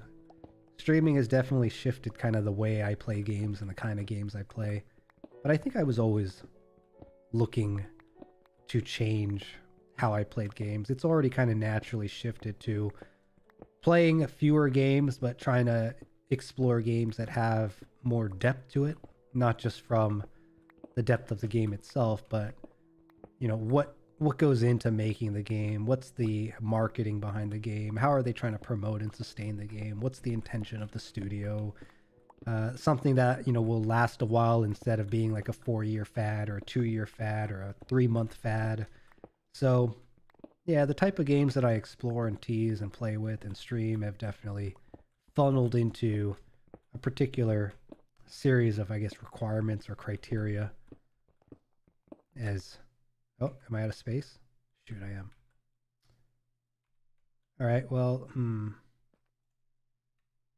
right, we'll come back for that. Let's go drop off some stuff. Because I've had, as far as games go, right, I've had my phase where I've played a single game for many years. I think League of Legends definitely was a memorable period for gaming. But I also had people to play with, right, which changes your experience enjoying games. And I've also had my long period of pre-PC, when I was a big Nintendo boy, playing all sorts of GameCube and N64 and I guess Switch to a degree, right? All sorts of stuff from the earlier days where, because I was a Nintendo boy, I didn't really have the whole learn to play online with people experience until much later. And then after, gosh, I guess once I started working is when the phase of, oh shit, that's on sale. I've had my eye on it, or I want that in my library. So, you know, you just kind of pick things up as they go on sale, right? Steam really did a good job getting people to spend their money. So that's a thing. Yep. But what else? What else has happened? So yeah, but yeah, with that time of just picking up all sorts of games, it also came, I think, a behavior that some of you all out there are guilty of. I know a few people in my circle who are guilty of it, where it's you'll promote a game and be like, hey, this game looks cool, pick it up, let's try it, let's play it. But it looks cool from the marketing, but once you get in, it's like, what is this piece of crap? I spent how much on this? right? And most people are too lazy to go through the return policy, which is why so much advertising, or not advertising, so many organizations will have like a refund policy, because it's most people will pick it up with the, oh, if I don't like it, I can return it. But the majority of people don't actually follow through with something like a return policy. So as far as the business is concerned, they got your money, right? And a small percentage of people will actually go through with going through the hoops of a return, or like a rebate, or a faulty what's the word I'm looking for? I'm blanking on it. Like when you buy a graphics card and something's faulty with it, right? You can send it back in. RMU, what was it? There's a phrase for that. I'm blanking hard on it. But anyways, yeah, the people who would actually go through that process is actually in the minority, right? So as far as the grand scale of numbers is concerned, businesses don't care, which is why I would argue that the American market, or like the Western market, better yet, has done well with this whole like returns are allowed. Because if you ever visit other countries, Asia, Europe, they don't really do returns like we do. Rebate. Oh, no, not rebate. Rebate's where, you buy something with the promise of, hey, if you register the product or something, we'll send you like a $50 or $100 rebate, right? Depending on what you're buying. No, this is like an exchange. Like get a refurbished one if what you bought is faulty, right? Or you can go in and be like, hey, this didn't last the 3 years that you promised. I'd like to get it looked at and either fixed or returned. God, what is that process called? They do it with graphics cards all the time. Actually, electronic hardware, they do it all the time. Like even like iPads and laptops, you could do it with. It's not really a warranty, dude. No, I think it's like there's a refurbishing program, right? God, what was it called? Anyways, there's a process for it. Anyway, the point of the matter is, right, these processes exist, and the people who do them are few in comparison to the numbers of purchases that are made. So yeah, that's a little salesy tactic that has ingrained itself in the Western free market business, but you know how it is. So I forget why I went on this tangent to begin with. Oh yeah, games, right? So Steam, for example, has their return policy, which Steam, because it's an automated system for the most part, pretty easy to do. But if you think about it, a lot of people will try a game, play it for more than 2 hours, and then they're like, oh, I'm not eligible anymore. But it's actually possible to request a rebate after 2 hours too, or not a rebate, a return. So lots can be done. It's just people don't generally think to do it, or care to do it, or too lazy to do it, whatever the deal is. So yeah, games and the abundance of them, right? So after working, I got in the habit, much like many people who were working at the time when Steam was doing just blind sales all the time, get these 5 games, developer sales, holiday sales, right? Winter, autumn, fall, all that fun stuff. And there's good games out there. There's fun games out there. I enjoyed quite a lot of them. But at the same time, how many of those really were worth playing? I don't know. Maybe I look at it a little differently because I want to make sure I get mileage out of what I'm spending my time on. And gaming is already a bit of a distraction from being efficient with your time, if you think about it, right? Especially with the more and more people who are looking to figure out ways to do gaming as a full-time type of thing. Once upon a time, people would, do QA testing if they liked games and wanted to be in the gaming industry to find a way to support themselves playing games. But people also have a misconception on what proper QA testing actually is. It's not about playing the game and enjoying the game and then providing your feedback. That's something that comes much later. And nowadays you see that happening more post-launch, right? But back in the day, QA testing was a grueling, grindy ass work where you're literally playing maybe a certain segment of the game over and over and over, trying to find ways to break it instead. So yeah, the people who were overly curious and wanted to find like, oh, where did maybe the developers make a mistake, or even understanding how games are made and looking at, like where model textures could be broken or collision barriers be broken, or how, you know, based on choice structure, right? Like with quest lines and such, you know, maybe there's a section where if I choose option 3, 2, 1, 4, hit back and then click 2, 3, suddenly the decision tree breaks, for example. Like it was not considered fun. It is not. Some people might enjoy it, but you know, it was work, right? It wasn't gaming. It wasn't playing as much as it was at the same time. So yeah, proper QA is running and jumping into every wall. Yeah, and not only jumping and running into every wall, but doing it 20 times just to be sure, right? From different angles with different criteria with different settings. Like if you do it right, there's a long laundry list that you don't want to know about. So yeah, QA testing honestly died because I think as important as something like QA is, it's not very time efficient because you're kind of searching for the chance of something to go wrong. But development cycles, it is what it is. All right, I'm going to have like a spawn room below me somewhere. Yeah, let's go. Let's go get those noises in here. With a weapon on a horse running back. Exactly. Yeah. Which, you know, people think that game testing... yeah, I guess it's not really relevant anymore today because game testing has divulged into enter our early access. This is technically expedited QA testing through an audience that we don't have to pay. Like you see this, I see this all the time with games who are like in development, right? They'll have like their founders or whatever. And then as they're developing the game, you know, maybe this happens more with like Kickstarter games and whatnot, but certain games will have a website, right? Where you can post like bug submissions, or even in the game during, you know, closed alpha, closed beta, they'll have the option to submit a ticket or submit a bug. And that's kind of where QA testing has gone. Game QA is now free if you think about early access or in AAA launch week. Yeah, which is really sad to think about.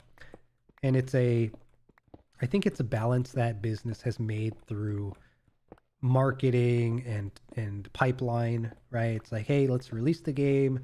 Like the audience has already accepted, you know, day zero patching. But as long as we get the game out, right, marketing is happy. Oh, get me out of here. Get me out of here. Do we have people underneath? Hold up. Yeah, it's shifted, right? And part of the shift is I think people aren't aware of what they're being made to participate in. They see that, hey, it's an early access, I'm getting like the first look, but it's such commonplace. Like, is it really special anymore, right? Does it really mean anything, or are you being taken advantage of and business just doesn't tell you? Because a lot of times when you join an early access or a beta, there's terms that go behind it as well. Steam has kind of simplified that process by being able to enter early access through Steam.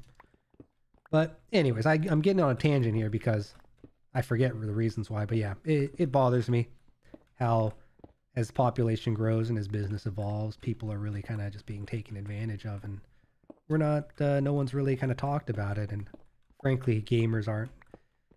Recreational gamers are very intelligent people, generally, in my experience, but the casual gamers are enjoying their time, and there's nothing wrong with that.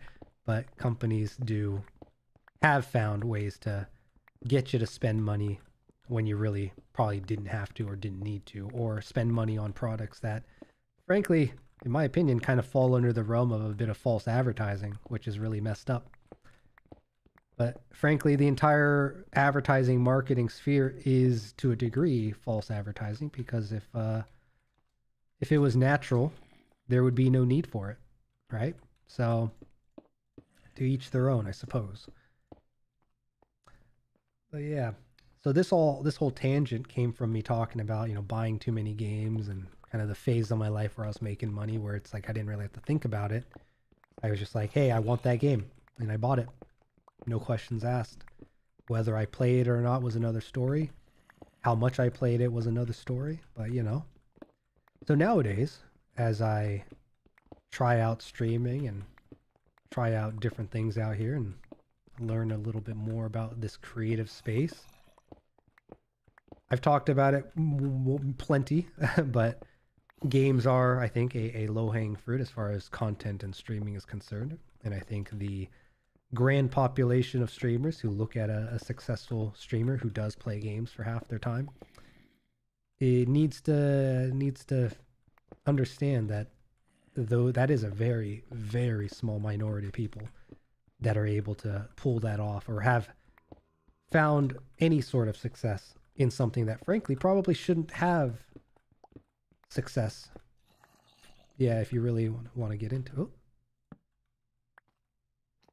Hey guy. All right, so just having one dude is enough to make all that noise. Interesting.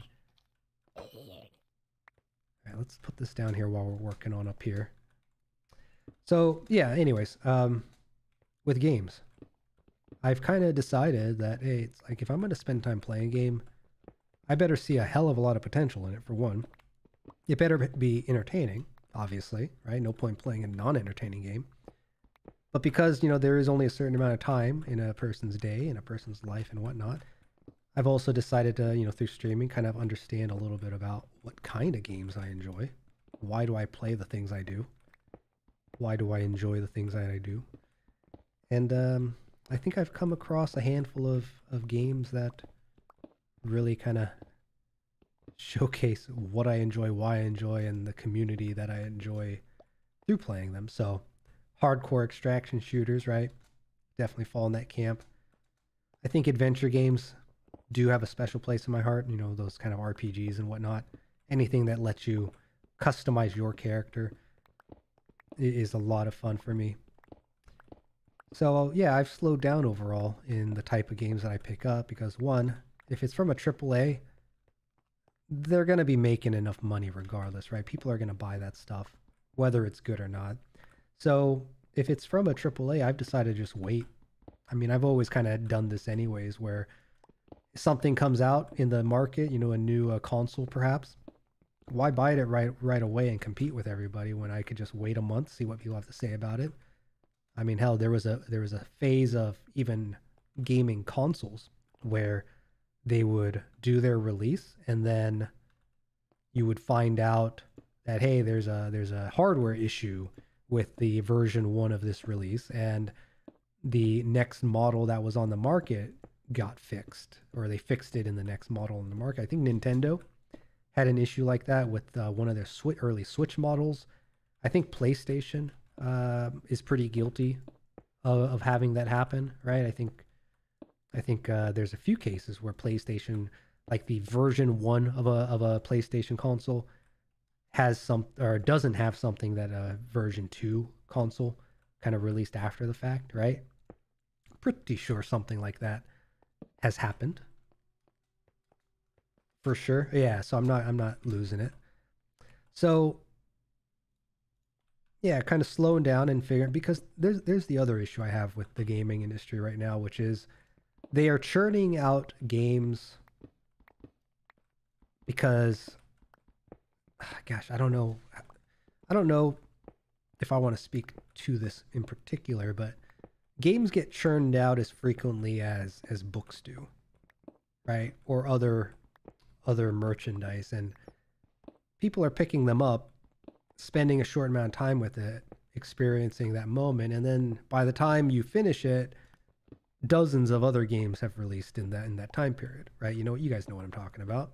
There's always something new being released, right? Every month, every quarter, there's something new being released. And there was a time where development would happen and take way longer than that, or a studio would commit effort to a single project and there would be like a big release. So of course, with the frequency, one, you're going to have obviously the employee value, right? How many people do you have working for you? How many project teams do you have working for you?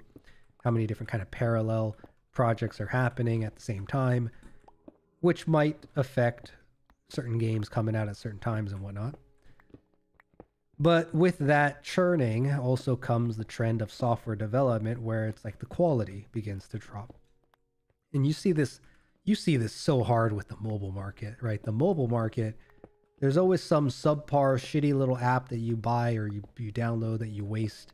You know, it maybe wastes a good couple of hours of your day, but how long do you really play the damn thing, right? How long does it really last? A lot of those mobile games, if it's built as kind of a community-based game, I don't really see a lot of them making it past the 1 year mark. There's a few exceptions that obviously make it past the 1 year mark and have a bit of a reputation within the mobile gaming industry, right? AAA has clearly bought into the mobile market. We know that with Blizzard in particular, with their "what, do you guys not own phones" bullshit, right? Oh yeah, there are very few games that actually are built correct anymore. And even those we'll see once Tears of the Kingdom. Yeah, and that's the other thing, right? There's developers, there's projects that like we believe in, and it's like, oh, this company is going to be different. This game is going to be different. But you know, the market shifts and changes all the time. So it breaks my heart when I saw Cyberpunk, right? Like everyone kind of knew and just didn't talk about how the employees were really kind of grinding away. It's one of those topics where in software development in general, you know, grinding time is normal, but that's reproduced in all sorts of business avenues. So even sales, for example, has their grinding period. Any big project has their grinding period.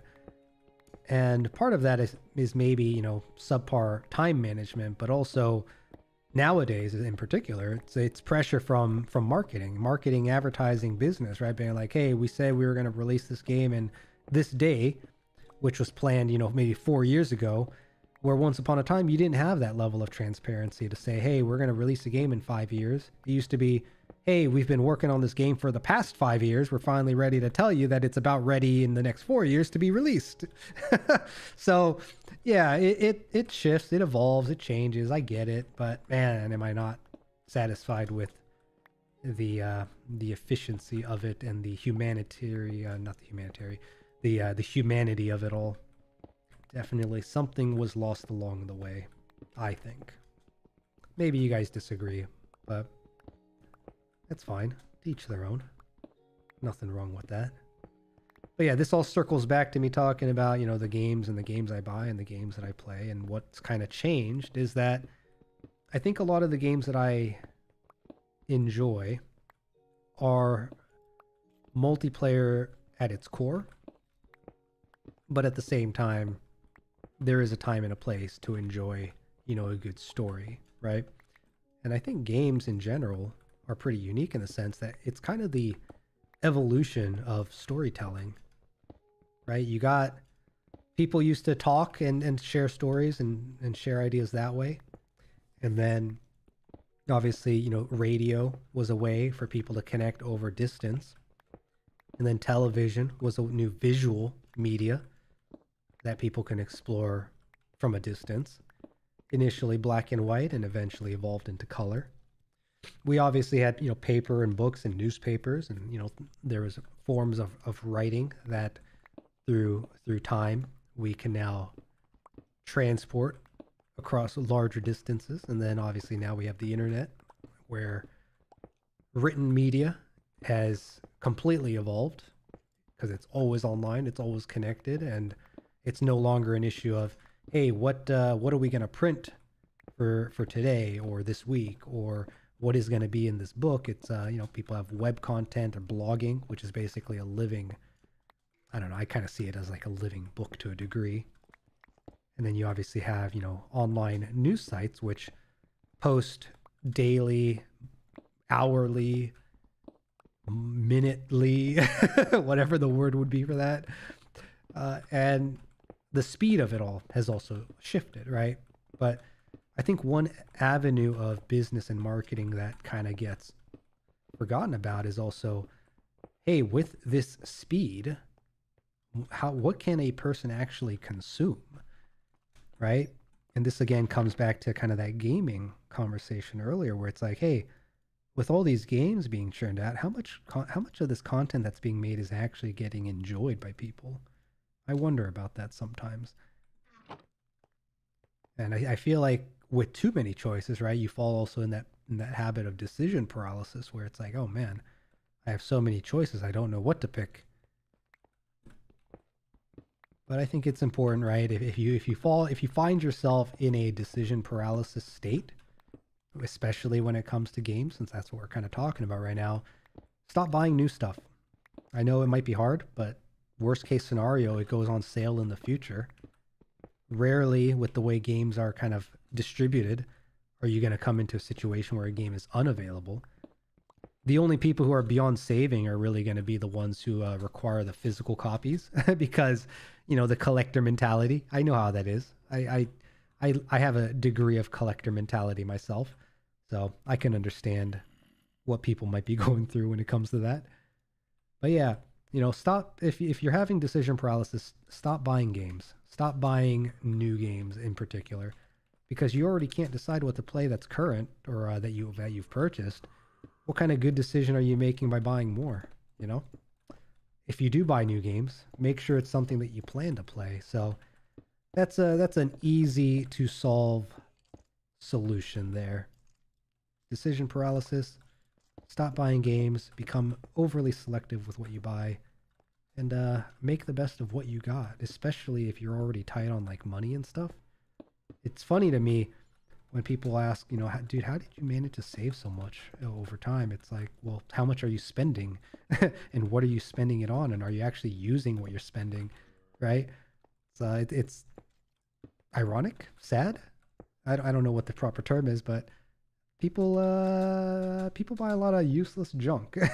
So, you know, not trying to call anybody out, but, you know, be smart with your money because you spent time to earn it. Be smart when you spend it. That's all it is. That's what it boils down to for me, at least. So, yeah. But again, I totally get any of you guys who have the itch, the collector's itch. You gotta have it. You gotta have it. There's only going to be a limited run of them. Speaking of limited runs, isn't that your favorite when a company says, oh yeah, this is going to be a limited run, and then a year or two later they do another rerun? It's like, you bastards. I see this with like Kickstarter rewards, because I had a phase where I did Kickstarters a lot. Or not a lot, but frequently enough. I was probably backing something, a new project, like every month. I definitely got into board games real hard and enjoyed kind of the physical element of it, the limited availability of board games and the good ones in particular, and how there was a community kind of built around board games. But yeah, there were Kickstarters where they'd be like, oh yeah, this is a Kickstarter exclusive. You know, we're not going to do another run of this. And then for the second Kickstarter, it comes back. It's like, oh, get our Wave 1 exclusive. It's like, well, it's not exclusive anymore, is it, you bastards? It's like, yeah, come on now. You're just trying to milk whatever you can. But that is marketing. That is advertising. That is business these days. You mean you don't spend 100% of your money and then have to live off water and bread sandwich? Oh, stop it. Yeah. What breaks my heart about that joke is that it's not even a joke. There are people who do that, and I'm just like, bro, you need a talking to, man. You need someone to teach you the way. Fortunately, I grew up where I had a relative, a parent who was very financially controlling, but with that control, I had learned, I guess, financial intelligence, or at least independence, and have made decent do.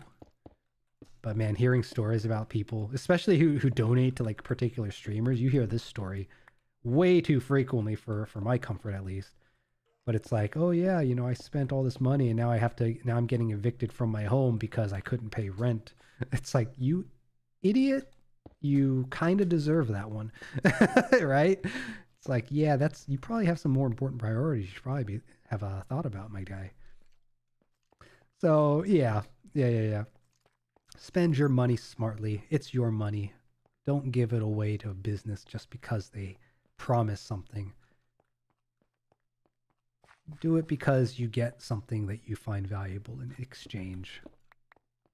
Ultimately, that's what it boils down to. But I gotta say, sometimes I don't believe you when people say that they did it for a particular cause, a particular reason. I'm like, did you though? Did you though? Only you know. So yeah, back to games. Me and my tangents. Talking about games. I had my phase of buying all kinds and all sorts just to have it. But yeah, I want to make sure that what I spend my time on is to some degree effective, if not for myself, for the community that I want to promote, which Minecraft, right? Clearly part of a community that I want to promote. So here we are, building away, trying to make things that others can enjoy. At least that's the goal. We'll see how good I do at this.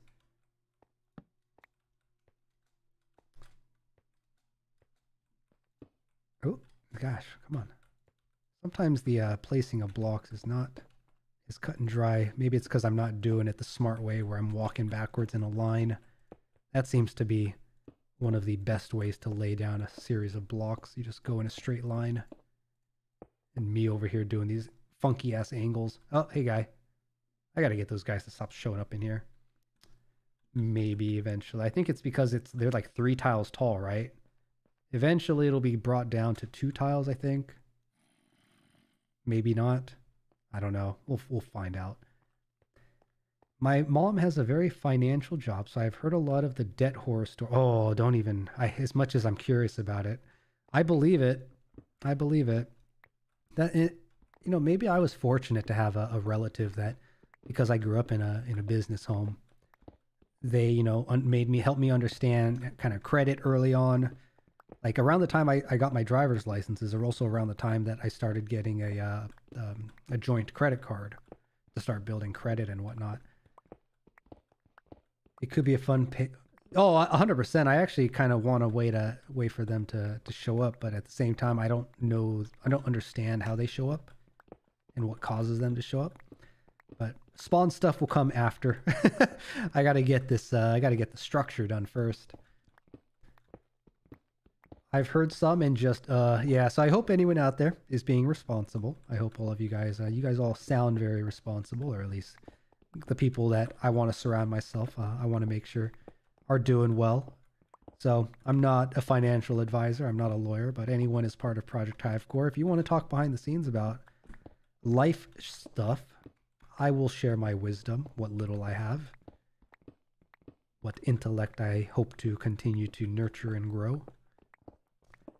Yeah, be responsible. You guys most of you are full-fledged adults.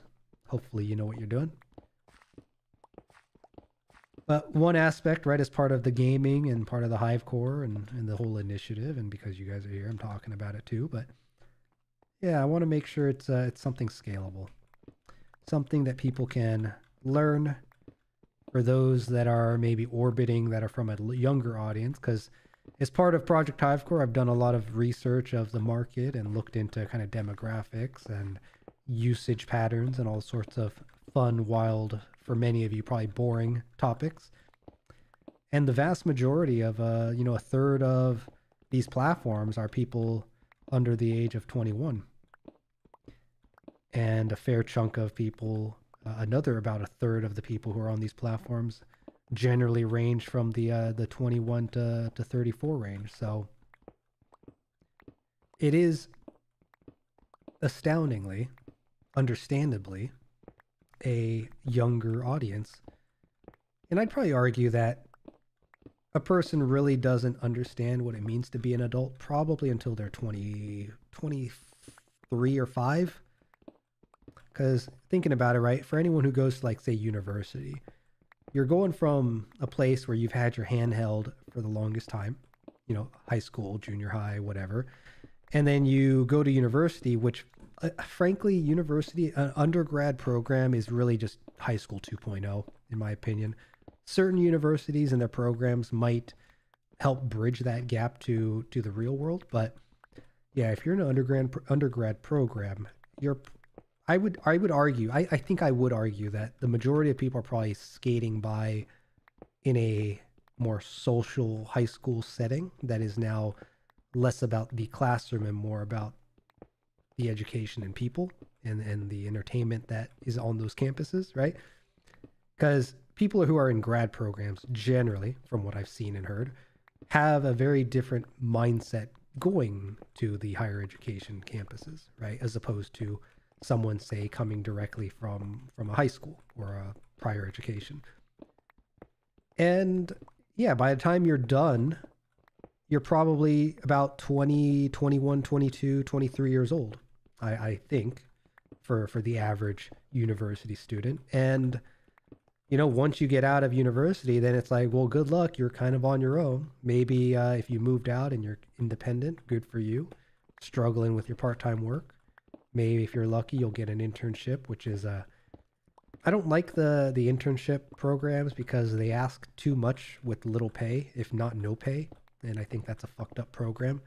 It's a way to get experience, but it's kind of like modern day child labor, evolved child labor, in my opinion. I think internships should be about learning the profession, not about doing menial tasks, which is what a lot of the stories I hear about internships turn out to be, is just doing the menial tasks that the person who is actually working there full-time or contracted, what they don't want to do, right? It's like, oh, you're learning the process, but it's like, I'm learning how to be a freaking robot is what I'm doing, right? So yeah, if this whole HiVECORE project idea works out, there is a lot I want to do with it. Question is, how will it evolve? Who's going to be interested? Will we even have an audience to begin with, right? And it's something that I understand could take time. So part of slowing down and what kind of games I play is redirecting my time and attention to learning. There's actually something very interesting I heard not long ago with the type of content I consume, talking about kind of the cycles of a business or success, I think is what they called it. And let's see here, there was it was a circle with 4, I guess you can call it quadrants, right? We had success, we had complacency, we had failure, and then we had learning. And the message of this cycle was that people generally will have a phase where they're learning or developing a skill. And generally the next phase in their life, assuming that things work out, they're gonna find some form of success, right? They're either gonna, with that learning, then join a company or start a business or maybe discover a product that they can sell. That learning hopefully leads to something of success, right? That's the goal. But as an organization grows, as a product maybe hits the market, with that success, with enough success, with ongoing success, it begins to get complacent, right? Which is why we often see in business this constant need to adapt and evolve and promote in like new creative ways, and new variations of products get released, even if it might just be the same thing repackaged, right? Who knows? But yeah, with that time, a company, I think anyone who's worked in corporate would probably see this within their own organization, or even a streamer, right? And I sometimes feel like maybe I've fallen into, in the 1 year already, like a little mini cycle where I've gotten complacent on a few tasks. But yeah, with complacency, right, eventually is going to lead to failure, which is why in business they say you have to be able to adapt to the market, right? If you grow in your own silo without really observing what's around you, you're bound to fail if you don't adapt to the market, right? That's I think one of the benefits of free market in general, which is the ebb and flow of it all. And a company that doesn't adapt is bound to find failure, right? Because they've gone complacent. They've exhausted the interest of their audience, or whatever the reason might be.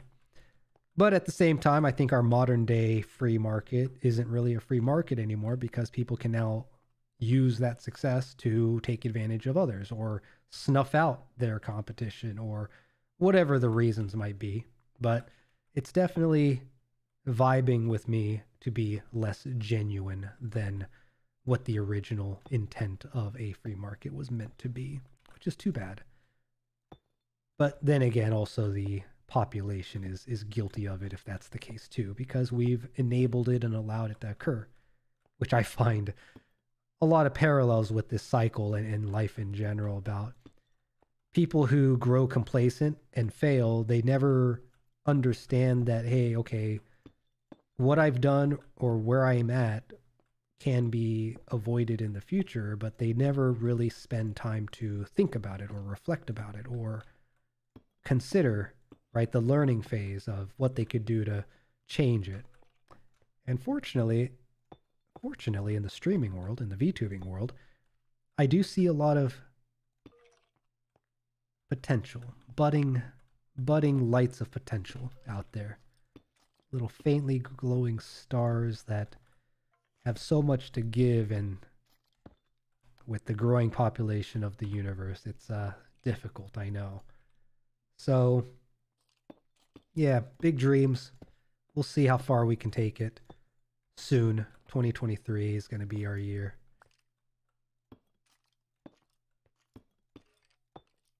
But yeah, once again, I segued into a completely different topic, talking from games and the choice of games and purchasing games, now getting into business talk and HiVECORE talk and dreams and aspirations and the behaviors of a person and the things that we learn and the things that we do and the choices that we make, and oh man, the fun never ends.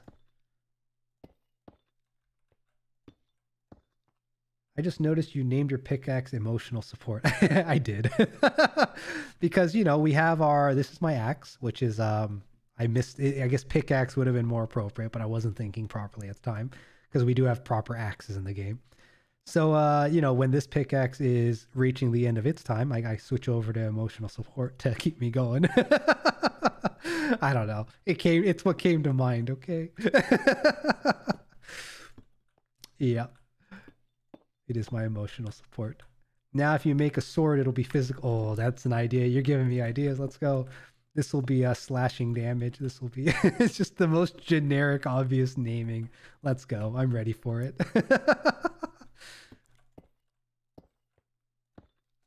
Man. What would I call my armor? Safety blanket? Call it safety blanket. This is my... emotional damage. Call the sword emotional damage. Yeah, that's a good one too. Yeah, there we go. Oh, I'm laughing. Yeah. Gosh, my camera is in such a bad spot. I need to fix it. I need to figure out what to do with it. God, I'm going to need so much of this stuff. Nova Swarm, guys. If by chance you come back this way, feel free to stock up your inventories with this cobbled deep slate.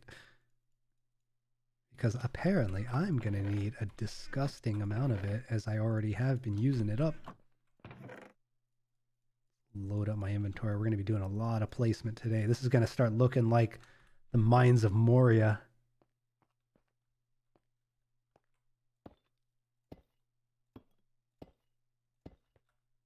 There has to be a way to do these kind of vertical pillars in an easier way. I feel like I'm not doing this the most efficient way. Maybe this is the way to do it. 2 and 2. 2 down, 2 up. There we go. Maybe this is the way.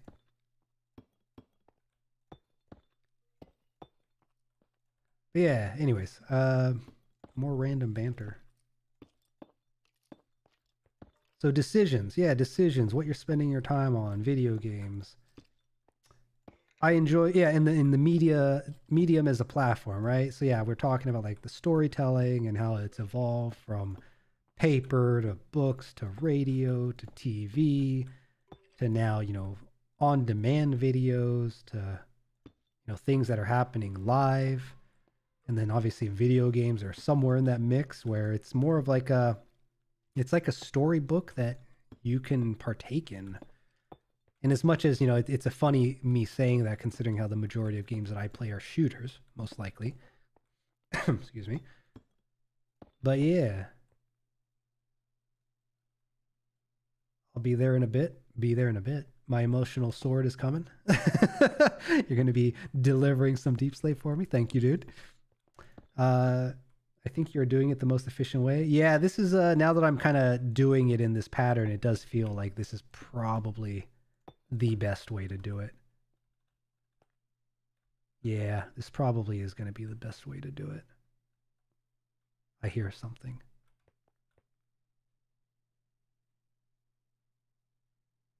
Maybe I'm hearing things. But yeah, so I've lost my train of thought almost entirely. It's fleeting. I think this is the space. Yeah, and then the corner. What is it? What am I doing here? Yeah, because eventually I'm gonna have to do it like this too. Which I guess I could have done it a bit differently to save on a little bit of tile work, but you never know. Maybe something will spawn in there. Who knows? We'll figure it out.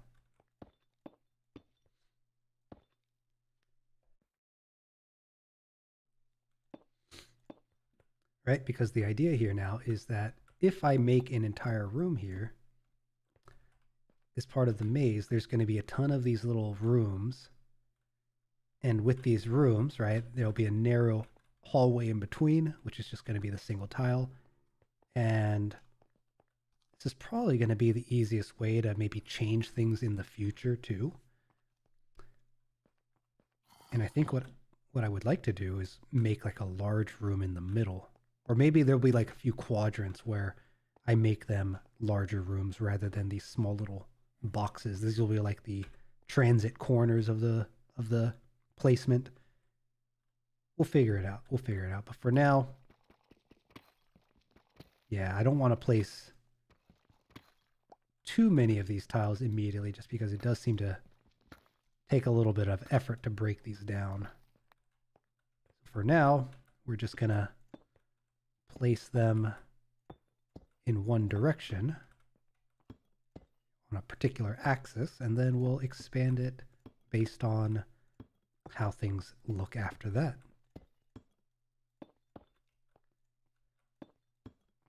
So yeah, as much as I started streaming with a couple of games that I just had in, like a nostalgic interest in, it was funny as I was doing research on kind of demographics of these platforms.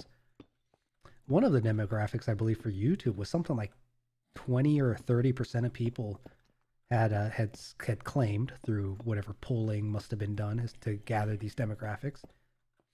But they actually use YouTube as a means to find things that are like nostalgic. Like they go, I guess, look up older content maybe, or look up people who are doing things with older content that they remember, right? I guess there's that sense of camaraderie in the sense of, hey, I remember that, you remember that, we remember that. That's very cool what they're doing. Obviously, there's the group, the camp, who looks at a newer stream or a stream today, and whether it be a product or a feature or a service, right? They go to YouTube for new content, things to discover. And that's always an option. I've made a mistake here somewhere. Oh, wait, no. I know what I did wrong. On the edge, I normally would have had an extra space like that, which means this should be up against the wall, like so. Wait a minute. What did I do wrong here? Yeah, it's in between where the torches are. Did I skip one? Or is my sizing off? 90s commercials, right? 90s commercials definitely have a place out there. Oh, wait, no. Oh, you know what I did? I confused myself because I made these extra side ones where I didn't need to. Now, the torch is currently here, which is 1, 2, 3, 4, 5, 6, 7, 8, 9. I think something could spawn here, so let's actually drop that in the corner. All right, back to where we were. But yeah, there's a group of people looking for old stuff. And then there's a significant group looking for new stuff, right? Like new products, which the advertising market with streamers is interesting because, it kind of accomplishes that goal of discovering new merch for some XYZ product or service or whatever. It's also a good way to discover, right? Like new gaming, new forms of gaming out there. So yeah, they got a way that they're making it all work. Okay, yeah, this is looking proper. And it's going to start becoming like an optical illusion the more that this gets filled. Oh, there's so much to do still. But yeah, the market demographics are interesting.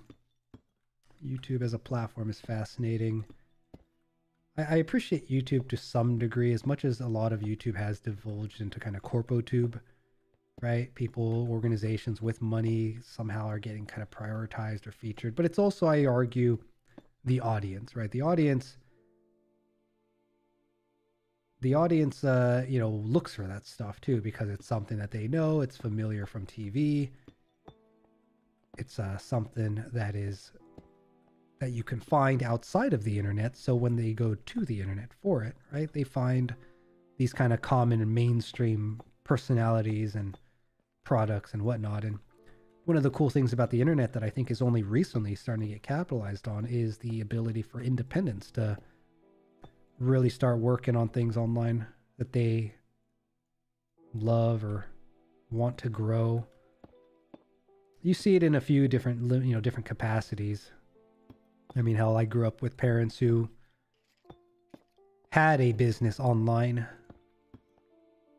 but yeah, I don't know. There's something with the internet that I think is not quite on the path that it should be on, and that's really what I struggle with.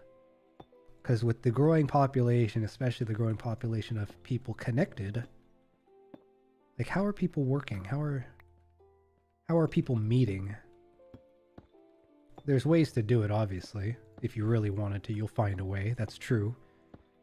But at the same time, you know, people on Twitter, and I think this is kind of where the whole parasocial bullshit kind of comes into play, right? Where it's like, yeah, you're building relationships, but this whole parasocial concept is, it's like, I don't know. Maybe I should look it up to get a clear definition. Let's actually find out.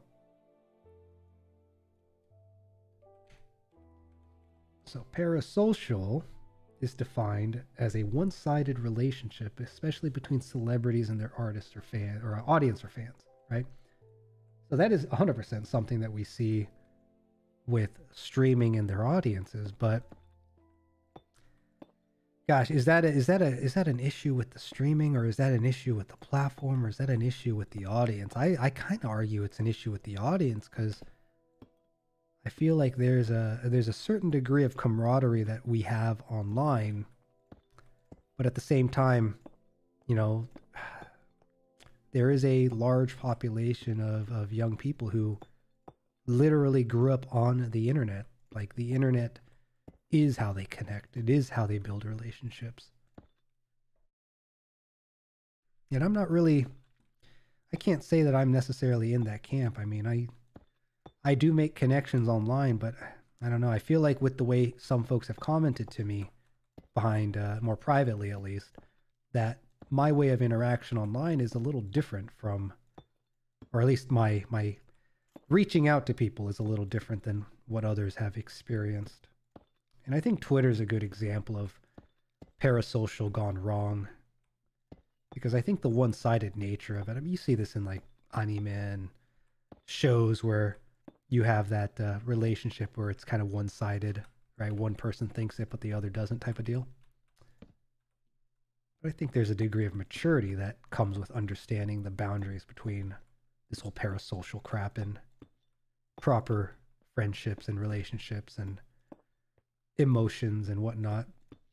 But I do like the internet because it removes a lot of the learned behaviors that we have from the real world.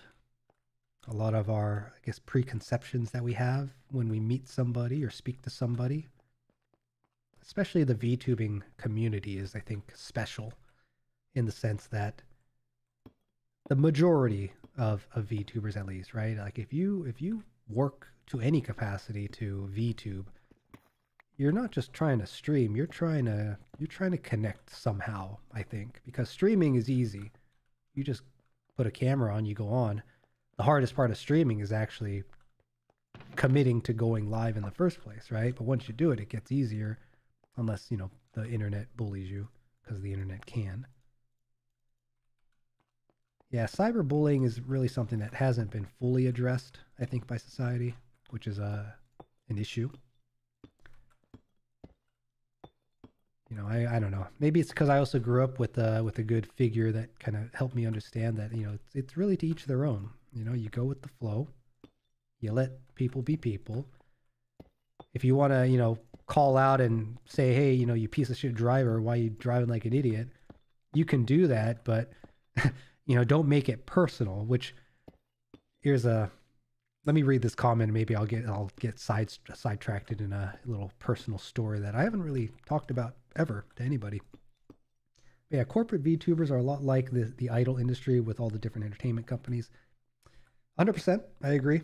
There's a lot of similarities because these company VTubers, these corporate VTubers, are really, you know, entertainers, actors, frontlining a ongoing film of sorts. That is, rather than having a beginning, middle, end, it's ongoing, right? It's a live thing. It's blending live streaming with kind of, I don't know, like a Marvel universe type of a deal is how I kind of see it growing and evolving, right? They all kind of develop, in addition to their initial personalities, kind of the communities online will start assigning like characteristics, right, to some of these corporate personalities, because at this point they're virtual public figures is kind of what they boils down to. I mean, you're not going to find them walking down the street, but you'll find the actor behind them or the actress behind them, potentially, if you recognize an element of them or if they get doxxed or whatever. So it's interesting. I do think that we're going to probably see more and more of that as humanity continues to embrace the digital world, as much as others have reservations around it. I do agree with the people I talk to outside of the digital space that people need to interact in person, right? Like the humanity in us requires it. So long-term goals, assuming that we can, you know, our early goals of HiVECORE gain any form of traction, I want to make programs that encourage travel. I've talked about this on a stream before, where travel is huge. It really helps to, you know, open up your eyes about what's going on in the world, how different people operate, different cultures, in a more firsthand experience. Some people, I feel, don't travel just because they don't have the means to do it, or maybe they're not given like any motivation to do it. Like, why would I go somewhere across the world to enjoy an environment that is less comfortable than where I am, right? It's like, what's the incentive to go anywhere? So, but I think it's important. I think the more people who is as much as like traveling in cyberspace, right? You got to experience different elements of what makes up lives. And I think it's an avenue that a lot of people don't get to enjoy and don't get to experience. I also think there's a big issue of people who maybe would like to entertain the idea of being somewhere else, but don't really know how to go about it. So I would love a way to find opportunities to support that kind of stuff, and maybe even get some sponsors who are interested to promote that kind of activity, either through an event that they're doing or just something that they want to be able to show through their advertising, marketing, BS, whatever that might be, that they, to some degree at least, think similarly in that it's important. Because a lot of business really, they don't, gosh, I forget if I was talking about this on stream or off stream, but talking about how like certain older businesses used to have pension programs. Like pension programs were not just a deal for people who work in public sector. Like private companies would actually set up pension funds so that when a person works at an org for, 20, 30, 40 years of their life, the company will in turn pay for them to live a comfortable life after the fact, right? With the success of the organization, the individual gets to be comfortable, or at least they're helped to live comfortably after the fact. And most places, as far as I understand, don't do that anymore. And I think it's a bit of a shame, because it's not a problem that's going to go away. It's a problem that's going to get worse as more and more people exist in the world. Now, obviously, maybe it's not a problem because maybe with a certain number of people, someone's like, there's too many, and they push a button and then half of us are gone, right? The good old Thanos might show up one day, who knows? in the form of a beautiful Mario mushroom cloud. Who knows? Hopefully that doesn't happen. I'd like for that not to happen. I'd like humanity to strive for a very long time. Thank you very much. But back to the story of what I was teasing is... Shit, did I forget? No, I remember. So yeah, so I have a story that really I've thought about this moment unnecessarily for a bit here and there. Is I was at an airport picking up a relative, and I was quite young. I think maybe in the single digits, maybe even early double digits. And my dad had made a comment in the driver's seat with this dude in front of us, just driving distracted. And this was before cell phone days, so you know, who knows what the reason was, but he made a comment like this like, stop driving like a dumbass or something like that.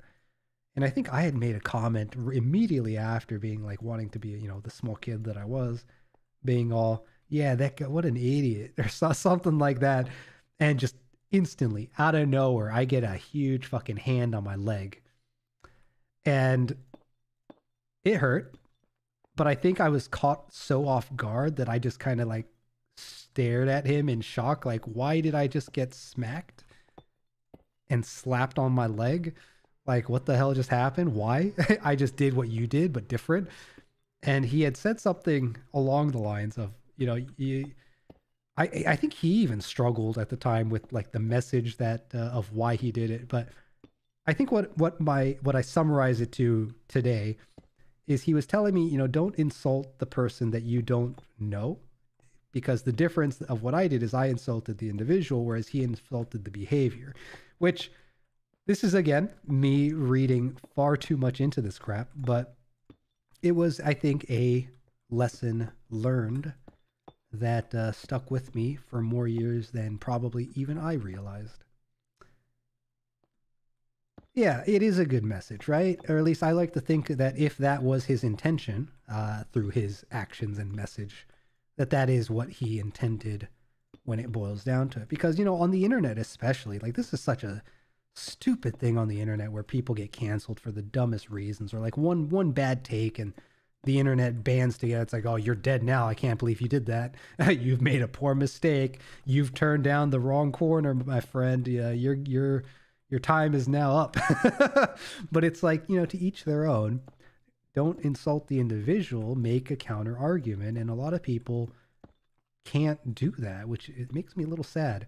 Kind of goes back to my whole argument I made somewhere about civil discourse and the death of civil discourse, and how people don't really understand how to have proper civil discourse anymore. It's like, and the whole debate culture and the death of debates and all that crap. But what's going on, Neff? How you doing?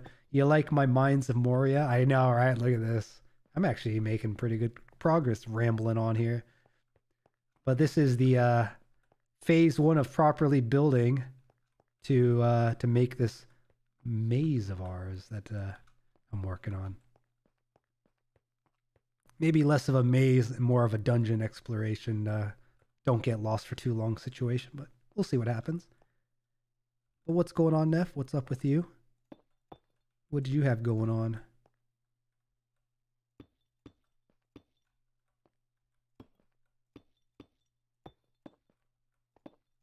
Anyways, yeah, so message, right, of the day. I don't know. Like, everyone has enough things that they're worrying about. Why get on someone else's case? If you're doing it because it makes you feel good, you got some things to think about, my friend. But if you're doing it for productive reasons, then I don't know. I encourage civil discourse. It's actually something, I lost my opportunity to talk about this with some others the other day. But arguments. I've realized in my life that I don't understand arguments. I don't like arguing. I don't like the whole escalation through yelling. This actually ended up being an issue in my past relationships, because I would not get overly emotional. Like, there are breaking points, obviously, that everyone has. But it's like, can we just like talk about it? And like, if you disagree or don't understand my take, like, why don't you ask me a question to explain it or try to understand the other person's perspective so that you guys can find the common ground? And if you can't find the common ground, well, maybe there's something more that one or both parties need to really consider, because you're completely just not connecting on a conversation point with the other party. It's like, well, that's a sign of a bigger issue that you guys might need to open your thought process a little, you know, bit more creatively or whatever the deal. But yeah, I don't know. I never understood people who start just yelling, not to mention people who dig up, you know, trauma and use that as an argument point. It's like, you are a weak human if that is your go-to. Yeah, let me make fun of why people don't like you, or touch on your insecurities for no reason. It's like, yeah, low blow. Fortunately, I haven't really had anybody do that to me, but I've, you know, we see enough of that in the virtual sphere. Dragon got to write down arguments for the Vector podcast conversation topics. The debates have been such a nightmare in recent years because it's just yelling over. That's part of the problem, is like, kind of going back to insulting the individual, right? I feel a lot of debates end up divulging. It's not fair to say a lot of debates. It is a minority, I think, of debates, but they are, in some cases, through the, I guess, explosion, it gets attention. And people like drama, right? So we hear about it, whether we want to or not. But yeah, there's a lot of times where conversations will just divulge into the character of the person rather than the message. And also, we have an overall issue with accountability in general too. And I think this is actually a byproduct of our give everybody a gold star mentality that happened, which is, you know, no, there are some times where you gotta, you know, spell out the hard truth to somebody and be like, dude, what you're doing isn't working, or no, dude, you're behind. Like, you gotta consider ways to catch up, and if you don't think you can catch up, you either need special one-on-one time, or maybe you need to focus your efforts as you know, become an independent on what you are good at. Yeah, I think there's a lot of byproducts of just lazy mentoring behavior. Like, society should be looking out for society, not allowing bad apples to thrive and rot the rest of the freaking, you know, apple farm. I don't know what's the term there. That's kind of an issue because debates can devolve to arguments quickly, right? And that is, I think, part of the problem here is I think we don't have strong moderators either. Like, moderators are just talking heads to get a point across and also listen to the big man in their ear telling them how to direct the conversation. That's an issue with media in general, though. But yeah, arguments need to be handled civilly. Otherwise, what are you doing? But also, you know, if you have an argument, there needs to be a result. That's, I think, another issue that happens far too frequently than people like to really talk about, is that people have arguments, but they don't grow from the argument. Right? They don't change. They don't reflect. There's no difference in outcome. It's just gonna, you know, rinse and repeat, right?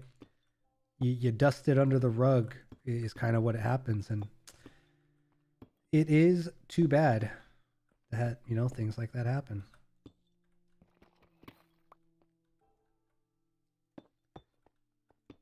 But I don't know. You guys tell me. I got a couple of you guys lurking out there. Is this kind of stuff interesting? Because it's something...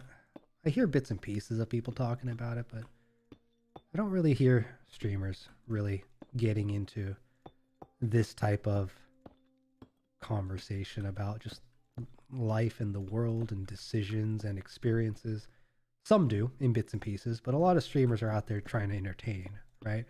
Or in some cases, maybe just trying to have an enjoyable time to themselves or with the people that they're collaborating with. But I really enjoy these kinds of exploring ideas and looking back at the road that people have walked. And eventually I'd like to hear some kind of stories from others about, like, hey, what's a moment in your life that really kind of taught you something that shaped the way you are today? I think that is a fascinating conversation right there.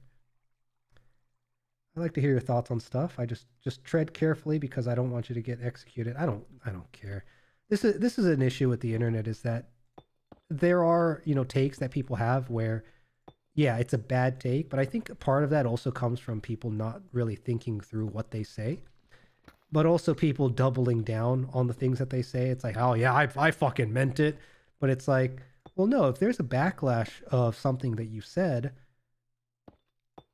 slow down, think about it, try to understand why, and approach it again responsibly, right? I think this is a maturity issue with the internet.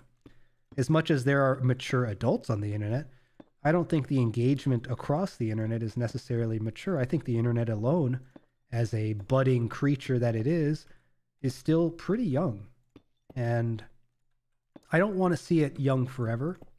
I'd like to see it grow into its teenage years in my lifetime, if not already. But, you know, I think the way people behave on the internet needs to be, not even needs to be, like, there's an overlap with IRL and the virtual world that needs to be bridged, and it's no one thinks about it. No one talks about it. I've yet to really see anyone really thinking of that challenge, because, you know, we see communication problems out in the real world today. We see communication problems on the internet today. We see a challenge with, you know, people and their work and their time, and how business affects a lot of that. I don't think people realize just how much business, advertising, and marketing has actually shaped daily life. And I would argue not necessarily for the better. You know, I think business has also kind of crept its way into the realm of, I don't really want to phrase this under the guise of politics, because it's not really politics itself, but like the sphere of how decisions are made to support the societies that these groups are supposed to be supporting, right? So like governments and whatnot. So I do think the internet has a little bit of growing up to do, or I think we're coming up to a time where the internet is starting to realize that, hey, like there are some things that we need to start thinking about, right? And I think I feel like I'm talking about some of these challenges that we see on the internet, because I think the internet's a very interesting, and I guess beautiful is not really in my vocabulary, but I'll use it here. Like, the internet is very beautiful, and I'm even including the dark places of the internet. And, you know, I do think that the internet as a whole needs to deal with people who are clearly, blatantly breaking the law, especially coming from security. The amount of the amount of children in all aspects of what is good and bad is far too frequent on the internet. I think the use of the internet and how people are consuming the internet in all forms that involve children, good and bad, need to be looked at. And I think it's a shortcoming of our regulating bodies, unfortunately. But that's a bigger topic than I'm ready to deal with. Dregn hates iPad kids. Listen, kids, this is an issue with parents. This is an issue with people. There is a sick cycle of growth and educating and upbringing that is happening on the internet. And parents, I think, need to be held accountable, because the internet is wild. The internet is a place where so much can happen and so much will happen. And the fact that, I don't know, that is a bigger conversation than I'm really ready to, you know, tackle, frankly. But yeah. Oh, you got a few more comments here. Oh no, Dragon's going to cancel by Dream fans. I think it's interesting, but I'm someone that likes these time of meta. What is it? I think it's interesting, but I'm someone that likes these time of meta conversations or looking into the audience or industry. Oh, gotcha. I definitely got that vibe from you. Okay, but Dragon, a lot of people don't have a lot of that emotional maturity. So see, that's interesting to me, because I in hindsight would say that I wouldn't have trusted myself to be a voter until I was, say, 21 at the minimum. Like I do think that mental maturity doesn't start kicking in until you're like 23, 24. Sorry to a couple of you guys out there. there's you know, you explore like being an adult and like being independent. But I think that, you know, I think this is again a part of an issue with universities and the whole idea that, hey, you have to go to higher education of some degree. But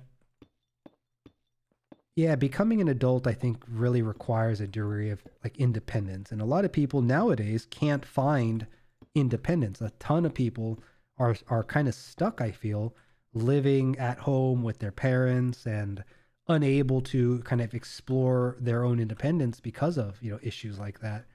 And I find that to be an issue that is going to come and bite us in the ass in the future.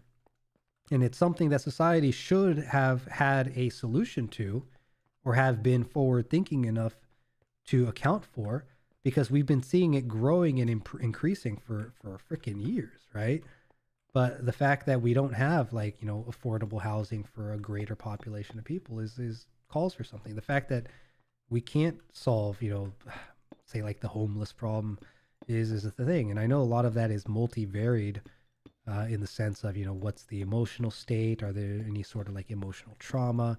Like the fact that we can't even find a way to get, say, military veterans to be well employed after their military service is astounding to me, because, you know, you got other parts of the world where they have mandatory military service when you're a particular age, and those people go out in the real world and they're, you know, super productive. Maybe it's indoctrination, who fucking knows, but I don't know. The Western world, I feel, has dropped the ball in a few places, and no one really likes to call them out for it. And not that I'm in a position to really make an impact on it, but I would sure love to if people, you know, shared similar ideas, especially for our common shared virtual entertainment, you know, folks out there. This is more evidence that Dregn is from the business world because he learned how to de-escalate from HR. Man, don't even get me started on the uselessness and the just idiocy of the concept of HR. HR and marketing are two departments in business that I think actually cause short-term gain but long-term harm. Yeah. This is more evident. Oh, I already read that one. Even outside the internet, true. Dregn hates iPads. Okay, this was a while ago. iPad kids are an issue. That's again, kid topic is gonna not really happen on this channel too much, just because it is a touchy subject. There's far too many variables for what constitutes, you know, child raising. I don't have a kid of my own, as much as it would have been nice. I'm not in a position to really talk about it firsthand. It would be experienced through, you know, people that I know who have kids and my observations, which I think would be fascinating regardless, because I've been told I make pretty good observations. But yeah, kids would be another time to divulge that or entertain that topic. For some people, mental maturity hasn't kicked in at 50. That is true. I feel like some of that is also just because some people who are older, they fall into their kind of own mental sphere, or they're not, you know, they're not connected. Like the older audience, let's be honest, they're going to die off here pretty soon. No offense, guys who are above, you know, 45 and whatnot, but we're at an interesting time in the internet, because there is the audience who grew up when the internet was formed, literally formed, who are still alive today. There's the audience who has explored the internet, but they understand the internet from a different like perspective than we do. There's my kind of generation, which is that saw the internet evolve and grow. And then there's the internet today, where I would argue probably anyone under the age of 24, no, probably anyone born after 2000 is probably where the internet really started blowing up. A lot of internet content really became mainstream. And yeah, if you're born in the 2000s, you probably fit in that camp of, hey, seeing the internet starting to kind of have a heartbeat of its own in a way. What up, Corey? How you doing? Hope you guys are enjoying your time listening to my ramblings. What up, Sandstorm? Kira, you've made a reputation for yourself. A resident Sandman.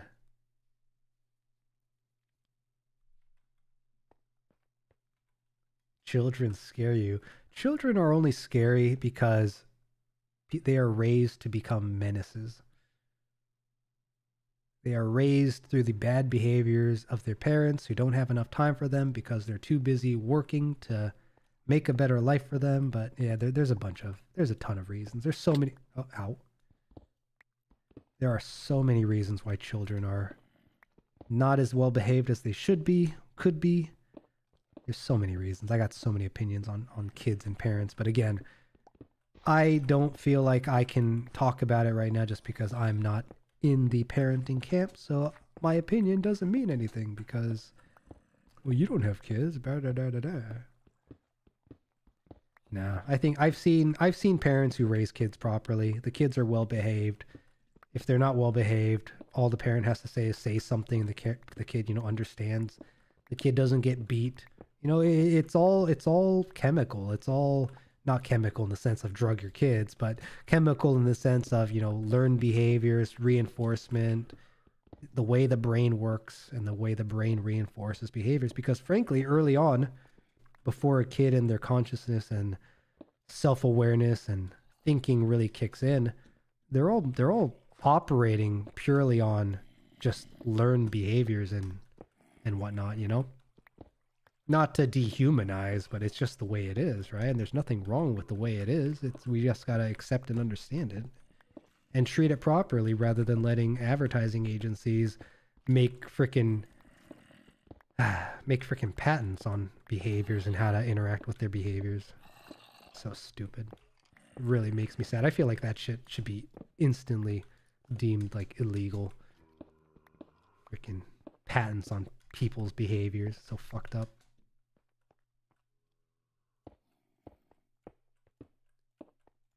All right, Mines of Moria. Pretty dang good progress tonight. Look at that. Damn, it's already been 3 hours. Jesus. That's the thing. If you haven't heard about that, look up EA. I think EA and Activision in particular have, with the whole like the gaming industry, right? They have psychological patents, psychology-based patents on how people have like gambling addictions or how they can monetize the behaviors of people with scientific backing based on the psychology of people. Yeah, it's a messed up thing, man. That you can monetize that type of behavior, and you can save that type of behavior or that type of intent as a patent like that. I feel like we need to go back and be like, no, this kind of stuff is not acceptable. Like it's basically people taking advantage of people, and it's in writing. It's like, what other reason do you have to make a patent on how to use the psychological behaviors of a person, of a human? Yeah, dude, there's patents on it. You can look it up. They are. It's ridiculous to me that we've allowed that to happen. Like the fact that we've allowed. How can they patent? Because they're the first ones to make a claim or make a case about it, and they got research to back it up. So like the whole concept of, I think, like loot boxes was made into a patent once upon a time. I don't know if it still stands, right? But yeah, no, there's gambling has patents, right? Same idea. Like the idea that there can exist gambling patents blows my mind. Yeah, gadgets, technologies, things that can be made and replicated by many, I think are fair game for patents. But when you're talking literally about people, that is a fucked up mentality to allow, and we've allowed it as a race. It's sad to me. I'm blowing my frog mind right now. Yeah, it's not just your croaking that's inflating; it's your mind. But I think people are slowly waking up to it. I don't know if anything will change in my lifetime, but I hope it does. And then you get into the fun of copyright violation pursuit to generate revenue. Oh man, don't even get me started on the pursuit of revenue. Gosh, I talked about this, I think, on stream. The idea that advertising in of itself is actually an anomaly in the business world. Because a business, if you were to grow it, right, it would naturally grow by word of mouth based on the value that the company or the business or the product or service provides. And naturally, with, you know, natural laws, it should end up kind of in a bell curve, right? It should kind of taper off to be sustainable, but and maybe, you know, if your business is doing well, you'll see, you know, a slight incline to grow. And if it's doing poorly or subpar, or if you have competition, it'll decline so that you'll see a downward trajectory. But the reason why we have, you know, businesses who can turn around 30% growth quarter to quarter or 40% growth and whatnot is strictly due to the whole advertising and marketing and sales aspect of the business, which I have a good amount of experience in. And I got to say, there is clearly, and this works also for the businesses that I've been involved in, where there is clearly a line in the sand where a product sells itself because it is, you know, it is solving a particular problem or providing a particular benefit that is beneficial to the audience that it claims to pull in as customers or whatnot.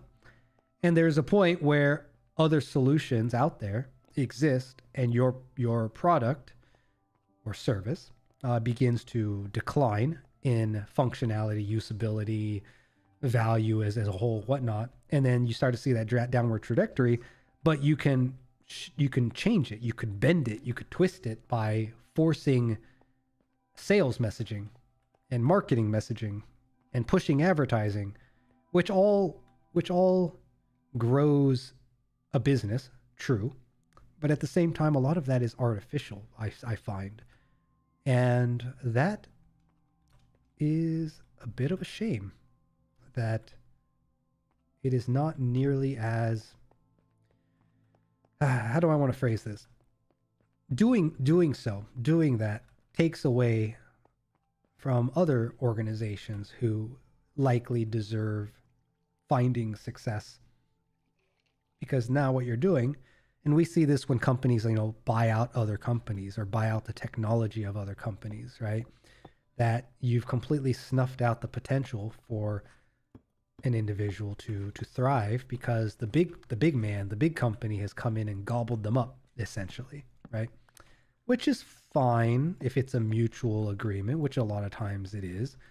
But also, we do see a lot of efforts through that marketing and advertising where growing smaller people have a harder time getting their voice out there, which is why I find that it's important for the internet community to really start considering banding together, right? How funny would it be if a non-affiliated like VTuber agency just popped out of nowhere? Like, it's not an agency that, you know, has a certain set of people that it's promoting, but several groups of people.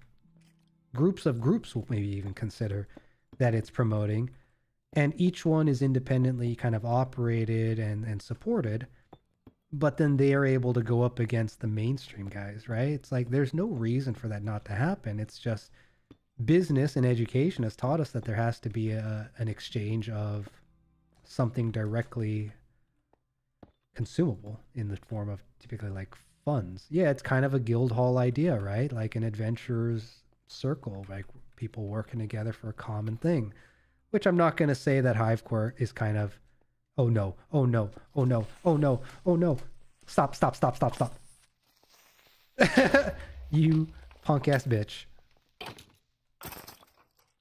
Oh, that gave me a heart attack there. Thankfully, not a lot got destroyed. But yeah, yeah, there's plenty that can be done, but I would cackle so hard if to see a group.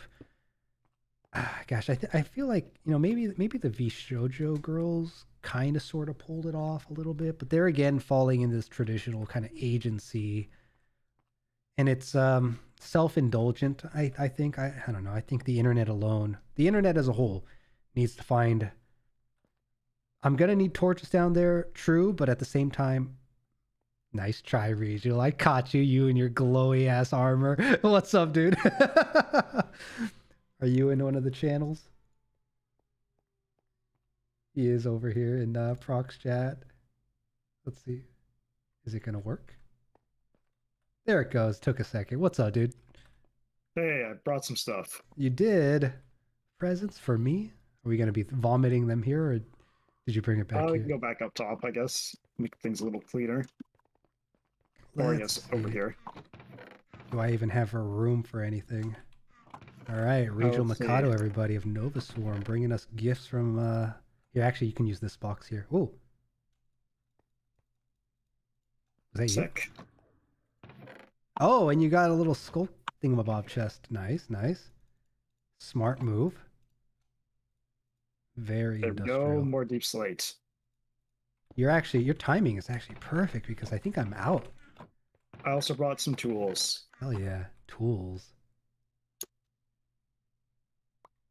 Boink. What is this? Digging deep. Nice. This is for when I have to. This one. Oh. And a sword. Emotional damage. Very nice. Yeah. It's got fire damage enchantment on it for those good burns. Nice. So when I need to flame some guys showing up, I'll bring out and deal emotional damage. Let's go. That's perfect. We need to give everybody an emotional damage sword. There you go. Oh, is it? How do you know? Huh? It's not diamond. Yeah, it's darker. What is this? Yeah, that's netherite. Oh man, this is a whole new world for me. You need to explain. Yeah, and it's repairable too. Netherite is the tier after diamond, so that pickaxe will break about, let's see, I think it's about 6,000 blocks. Jeez. So, and it's also faster too, and you can repair it, so you don't have to get a new one anytime soon. Wait, is that the first tier that's repairable? Yeah, it's got mending on it, so if you go collect experience, it turns to durability later on. Beautiful. Oh my god. And same with the sword. And cobble deep slate 4 days. I really should just make a skulk chest at some point. Is that difficult to do? One of the ender chests? Yeah. No, it's not too difficult actually. Cool. All right. I could have probably brought one over, but I didn't think about it. Nah. Probably do that another time. There'll be a time and a place when we start working on like group projects. But thank you, Thank you, Rigel. Where'd he go? Fly away. Look at him go. I got other things to deliver. Man, we're gonna have to make a travel service, a delivery service named after Rigel. Yeah. Think about it.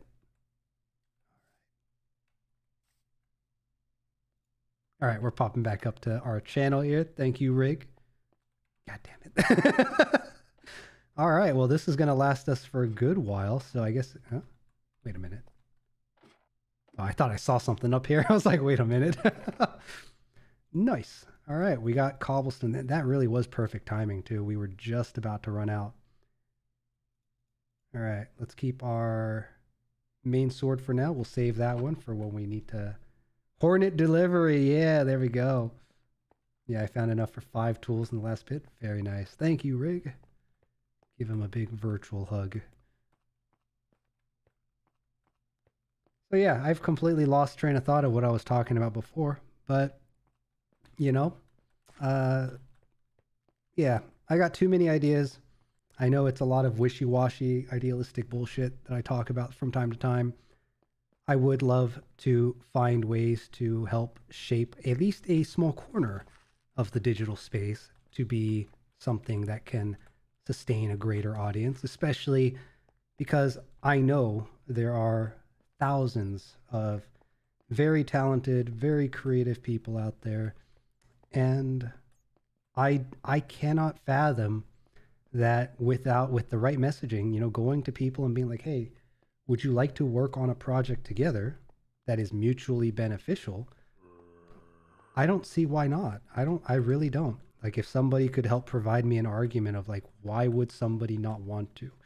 Maybe they're not social and they don't want to do it. That's fine. You know, good luck to you. I hope they find their way. And maybe if they prefer a more business oriented interaction, I hope we could keep a good relationship to maybe support something like that in the future, right? I also entertain the idea of maybe looking at a few orgs in a more, gosh, how should I phrase it? In a more, I guess, alliance-based fashion, right? So for those that maybe are a bit more established, for example, like who says that advertising, quote unquote, has to come from the big guys, right? Like, why can we not promote one another in the sphere through some form of possible mutual benefit, right? And because in the sphere of the creatives, there are so many individuals who kind of do things on their own with their own power, it'd be so easy to get together and do things together. And like, again, why not? Especially if you're going to be doing the work anyways, why the hell not? Why are people on the internet holding themselves back from doing cool things in the most internet way possible? You know? Gotta build trust. That is true. I do find that trust is a ongoing challenge for a lot of people. I could also understand that trust is something that is not, you know, that it, yeah, no, that's a very good point. Trust is obviously an issue. Maybe part of my differences when it comes to trust is that I don't really trust anybody innately to begin with, but that doesn't mean I don't hope for the best in what people have to offer. Does that make sense? Like, I like to believe in the good in people, and yes, there are bad apples out there, which is why it's important to have a proper, I guess, process for how people can interact with one another, right? And trust is something that I think takes time, because we don't live in, unfortunately, a society where trust is a guarantee, right? There's unfortunately way too many instances of people betraying trust, where I get it. I've had my trust betrayed. I know what that's like. The story of people who have been cheated on is far too large in my book. I have a long list of people that I know about who were betrayed by people who I would have called their partners. So yeah, trust unfortunately is, I think, broken down by a lot of bad apples out there. And it's a real shame to see that. But I think trust is something that can, I don't want to phrase this piece of it all. I think trust goes hand in hand with hope. And I think if people are able to hope, then there would be a more approachable way of trust. Which is, I think, why we see in the game world, at least, right? A lot of people trust developers and their messages and their promises. I think a lot of people are ignorant to the false hope granted by advertising, which is why a lot of what I'm initially hoping to do is going to be kind of a word of mouth community, because the best way to spread trust is through people that you already trust, you know? And the internet is such a wildly expansive place. I don't know. I really don't think it's as difficult as people have made it out to be. And I would like to try it out. Experiment, you know? And I hope people... And I think I also strongly believe that there's a way to exist on the internet that is both co-beneficial but also individually beneficial. Like, there is a way. I guarantee it. It's just people on the internet, I think, are generally a little too shy, or they're only going to follow something that's established, which is a fair point. There is something that we do have to do to build a name or a brand, so to speak, in order to get non-word of mouth members to trust or hope. And then there's also the challenge of exclusivity and inclusivity, right? Where your audience, whether you're a streamer, VTuber, whether you're selling merch or whatnot, I think merch is an easy challenge to address, but it's not a challenge to address easily online, because much of merch is done with physical merch, not digital merch. I think there's a way to bridge some gaps there that I would also like to explore. Oops.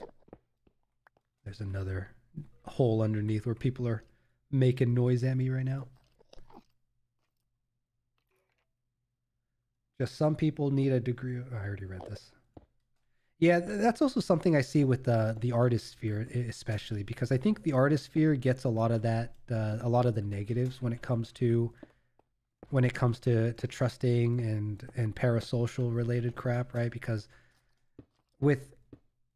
it's easy for a non-artist to try to befriend a artist in hopes that, hey, said artist would maybe make something for non-artist, but non-artist, like, what does the non-artist get out of it? I think a lot of, or not the non-artist, what does the artist get out of it?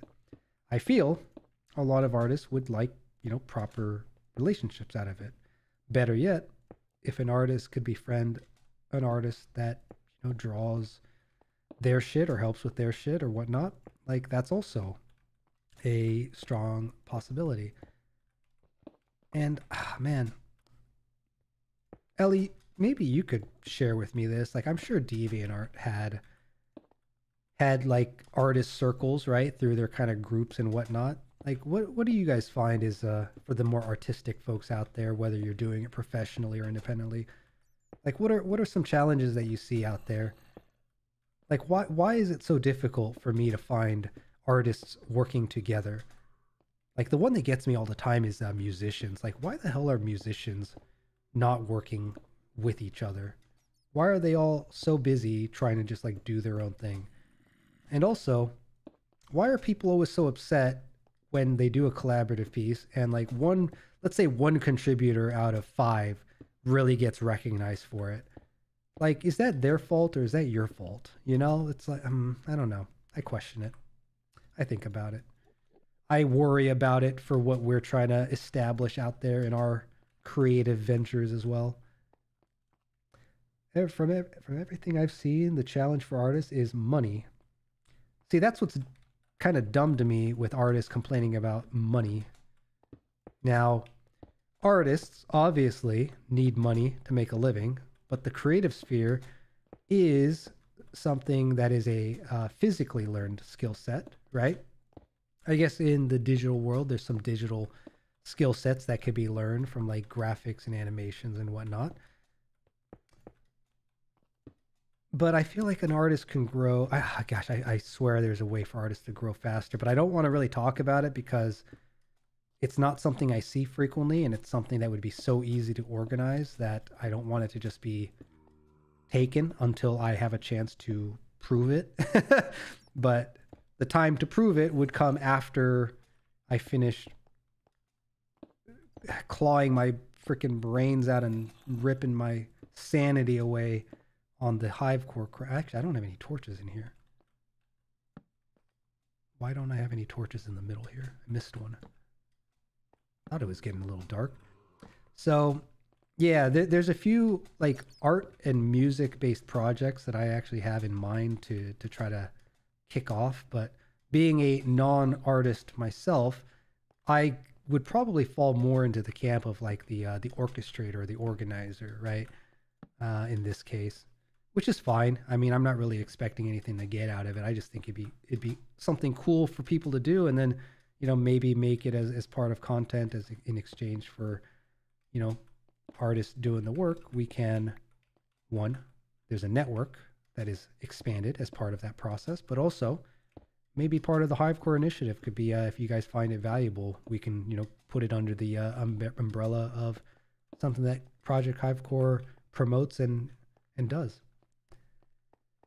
But anyways, there are a lot of artist groups on DeviantArt, but a lot of artists suffer from join a group and then don't say, yeah, that's an issue I see a lot, where it's like, hey, I want to join a group, I want to be active, I want to be involved, but then, you know, it happens, and is it shyness? Is it just social awkwardness? Like, are artists not socializing? Are these guys like the original gamers of the past where they just drew in their room and didn't go outside? Is that the problem?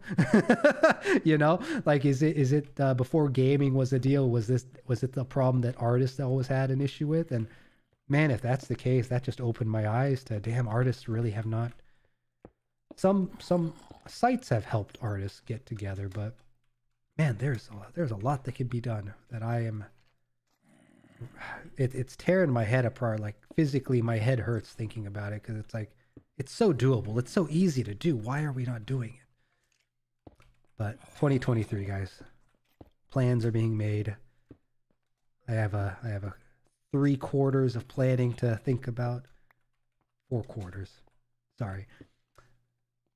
Or go they overboard and ego eclipses their skills. Ego eclipses, that's something I think is an overall human issue that we've run into, which is with communities, right? With small tribal towns, suburbs, whatever the community, small town boys and girls, right?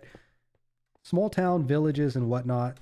It's easy to kind of know like where your skills align with others. And now that we're on the internet, and with the way advertising works, which resumes, by the way, side idea, resumes are self-advertising. So if you're not advertising on your resume, you're doing it wrong in the business world. It's just the way it is. Sorry, guys. But yeah, small towns, right? You kind of knew where you stood in the grand order of things. But with the internet, it's not only expanded the competition of individuals, but it's also expanded the skill set of individuals, right? Like, you see so many people doing kind of creative things and new things and different things, and some people just flat out are built different. They think differently. Their motivations are different. The time it takes them to do X, Y, and Z is a fraction of maybe what you could do. Or maybe you don't understand like why they take so long to do work that seems subpar to another. There's a lot of reasons, and I think one simple fact of how to address some of that stuff is that people are not, this again kind of goes back to the whole gold star mentality of like, oh no, you tried, your effort is worth everything. But real world doesn't really care about that shit. And it's a sad reality that a lot of people run into when they go into the working world and they can't get a job, because we're also at a point where businesses don't even tell you the reason why they rejected you so that you can grow, right? That's something that pissed me off very early on in my days out of schooling, which was, okay, I send out 10 applications, 20 applications. I got one rejection letter that didn't even really give me a reason why I failed or why I didn't make the cut. But at least it was a recognition that, hey, we saw you, but it just wasn't up to what we were looking for. Sorry, right? The rest of them I got no feedback from, which is kind of inexcusable considering how the internet has grown and how it's shaped and how automated so much could be. Like, we should be giving people feedback in that kind of civil discourse way I was talking about earlier. It's like, why are we not doing this on the internet? It's such an easy thing to do. It also, maybe it's too late now because, you know, mental maturity. We were talking about that earlier. Maybe people just can't deal with it, right? They're going to start kicking and screaming and complaining on the floor like children.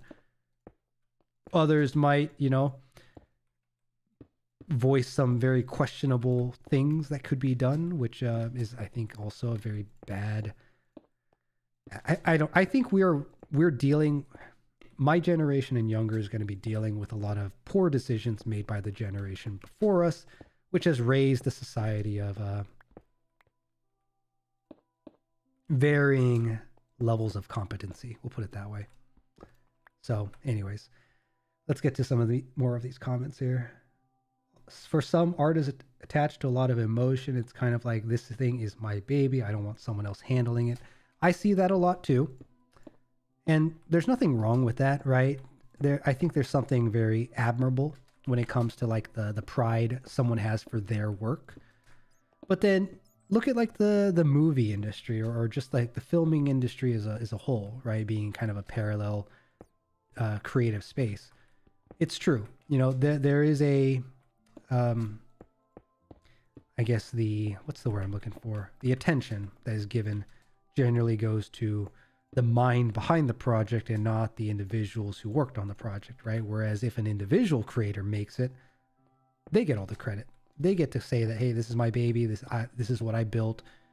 But the scale that the two industries find are also vastly different, right? You don't find an individual who is oftentimes doing the budget work of multimedia or a multimedia talented production. So it's also a question of, right, to what extent does a person want to grow? Is it something that you want to grow individually? And if it is, individuals have to come to terms with the reality that individual growth is going to be limited compared to group growth. It's just the natural way of things, right? So as much as I would support individual growth, because that is also a sign of a person's kind of motivations, commitment, and more, I think most importantly, how much have they honed their skills, right? Like what have they done to warrant attention or an audience and whatnot, right? But I think a challenge with that is with the internet and with the millions of people on the internet, it gets even harder to get noticed from the get-go, right? So I think that's a challenge the internet really needs to kind of address. And people talk about it through algorithms, right? I mean, we all know this being in the YouTube, Twitch space, how discoverability kind of affects things. But it's also, you know, the quality of your work and the takes that you make. And I think a lot of people would find value or benefit in working together for a project that they can claim to have, you know, to have been involved in. And I was talking about this the other day, which was a game jam, right? I talked about this, I think, on Vector's little talk show that he was doing, that I was thankfully able to jump onto, about like a game jam and how, you know, this is a group of aspiring people banding together. Yeah, there's going to be some people who are more productive and efficient than others. But what if we organize that process? Or what if we organize it so that, hey, people of equal talent levels, right? Or people that you deem worthy of your talent level could band together to work on something like that.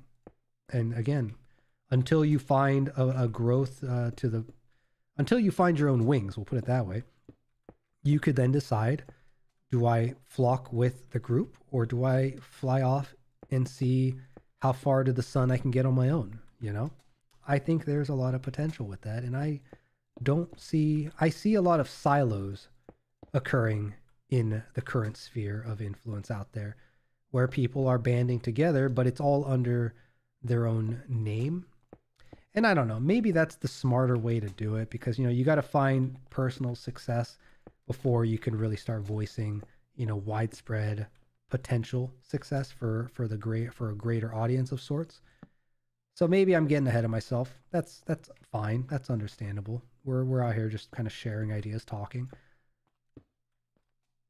But I do think, you know, with one group's success, we could replicate that to other groups and their success. And as long as our scope includes talented people that we want to encourage and promote and grow with and grow among, I say that is completely feasible. And I think we should start talking to the greater audience of people out there to entertain such an idea. So, you know, anyone out there who is in the creative sphere, if this is an interesting idea, talk about it with people you're working with. Talk about it with people that you watch, or ask them what they're doing out there. Because as much as for every artist there is, I bet you there's probably like 5 non-creatives that are trying to make it streaming too. I want to start with the people who are actually working on their skills and understand kind of where they maybe need work on, but also give them opportunities for, hey, if you want to be, say, a concept artist, okay, well, what's your current specialty as a concept artist? Is it backgrounds? Is it characters? There's so many people who are concept artists. Concept artist is really just, you know, being able to draw frankly, right? I've seen that in the gaming world where it's like, hey, I'm a concept artist. Well, there are literally dozens of you for every one talent that is actually needed to make a game. So, you know, it's definitely challenging in that way. But through, I think, word of mouth and through circles, I think, again, we were talking about trust earlier. I think some word of mouth natural growth and people who find like-minded streamers who are also in the creative sphere, I think we should make a guild of sorts, an org of sorts. Maybe it's called Project HiVECORE. Maybe it's growing into something else. Who knows? But I think there is a lot of potential with, you know, you get musicians. They make music all the time on their streams. Why are we not, you know, making it where they could casually make something that could be used elsewhere? We have artists who draw all the time. Well, rather than drawing cool art for established communities or places that constantly make more money than you could even dream of, why are they not casually drawing for people that they trust, you know, casually? And if that casual effort grows to professional effort, well, hey, that's an easy way to say, hey, I did that. I was involved with that. And it really took me no extra effort than what I was already doing anyways. So, yeah. Why the hell are we not doing this? Why the hell are people not doing this? It's also, I don't know. Anyways, that's what I'm thinking. That's what's been on my mind a lot lately. Thank you guys for listening. We will probably be wrapping up here. Not too much longer, but yeah. Why they make fan art of corporate VTubers versus ones you're friends with? Attention and numbers, which is true. Which is true. But here's the question with that is how many of them, and they're welcome to do it. I'm not saying stop doing that stuff. But when it's like the only thing you draw, is that what you're known for? I bet you Hololive actually had clippers in mind when they started, right? Hololive is, for those that don't know, is a very large corporate entity in the streaming, specifically VTubing world. They've made it, quote unquote. They are, I guess you can consider them one of the, if not the industry leader in the space of virtualizing and corporatizing virtual entertainment in this format. But I find that one of the big reasons why they succeeded, aside from obviously having another successful venture overseas that they were able to pull from to make it successful, but the number of clippers online, and clippers are, you know, on YouTube, right? People who are making like short clip videos of what they do, of the streams to make it, you know, consumable and short. Commissioned a fair amount of fan artists for official content. Right, true. Which is something that you can do with money, absolutely. But I also believe that they had to have paid people to clip. Either that or they just had some really, really diehard supporters early on that really helped make them explode. And what's sad is like the clippers are where I think a lot of people actually consume the content. And those clippers really don't get a lot of attention, which I think is a disservice, right? Because if Hololive, for example, finds that, hey, a ton of our activity is actually was generated from, say, a particular clipper that is unaffiliated with them, and they didn't pay the guy, but they got a lot of activity, well, I feel like it would be very cool for a company to actually reach out and be like, hey, you've been doing a lot of work for us. Keep doing what you're doing, but we'd like to send something your way, right? I think that's something businesses kind of sort of do, but a lot of businesses don't do it from a state of, hey, we've noticed you, thank you, here's a gift. They do it from a, hey, we've noticed that you have an audience, here's a gift for you to share with your audience, with the incentive of, we hope they give us more audience, right? Yeah, I wouldn't be surprised if they were diehard fans too. People went wild with some of the Hololive people. Yeah, diehard fans, idol culture. If you have a fan club promoting stuff, it's free advertising in exchange for the passion.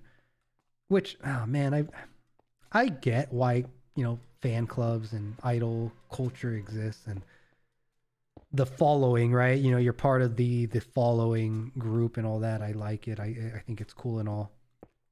But I don't think those groups get shouted out nearly as much as they deserve, especially when the value that you're getting out of it is astronomical in comparison to what they are gaining out of it. I guess what they gain out of it is the warm, good feelings, right? But it is, I am newer, right, to the artistic sphere. I've only been really orbiting it for maybe 2 years at most. Well, again, a lot of my experience comes from kind of the business mentality of things. So yeah, artists out there, keep me honest. What the hell drives you guys? What are the struggles that you deal with? Why are some of the things that I'm talking about like too business centric, where yeah, from a business mindset it might make sense, but from an artistic or a cultural aspect, like nah. Yeah, I'm curious. You got me thinking about it now.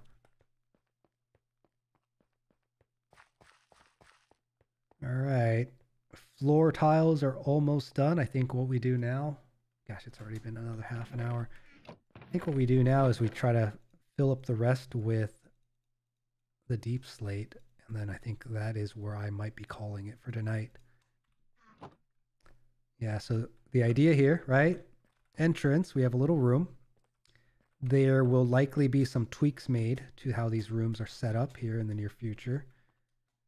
But as you go across each room, right, you're going to have a little path. Maybe some of these rooms I'll expand to be a little bit larger. So what I'm thinking is maybe I'll just tile them up this way.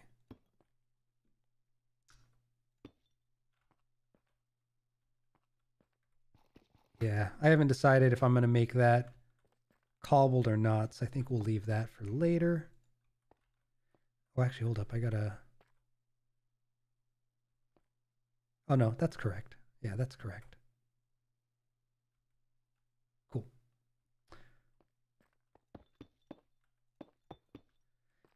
Well, going back to what we're talking about, I do enjoy seeing new groups form. I think one of the core ways that independent streamers and independent VTubers are kind of missing the mark on is they're not forming groups to kind of grow together, especially when you genuinely like enjoy the company of the people that you're spending time with, right?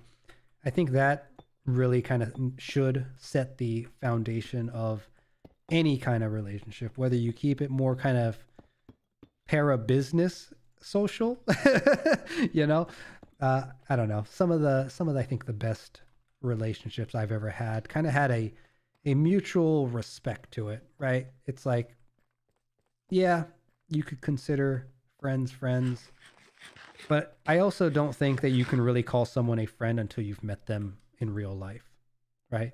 Like if you can't sit together on like a park bench or at a coffee shop and enjoy each other's company that way, I think you're really doing yourselves a disservice by calling each other proper what a friend really means. So,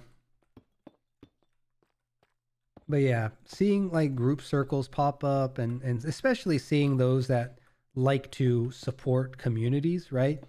I think those are really the people that I want to find ways to support first, right? The ones that are doing something, or at least making an attempt to do something, but also I think are at the core good people, because that is a much more manageable audience to look at and talk to and challenge and organize with than the greater audience of unknowns and people who are maybe say more than they do and whatnot.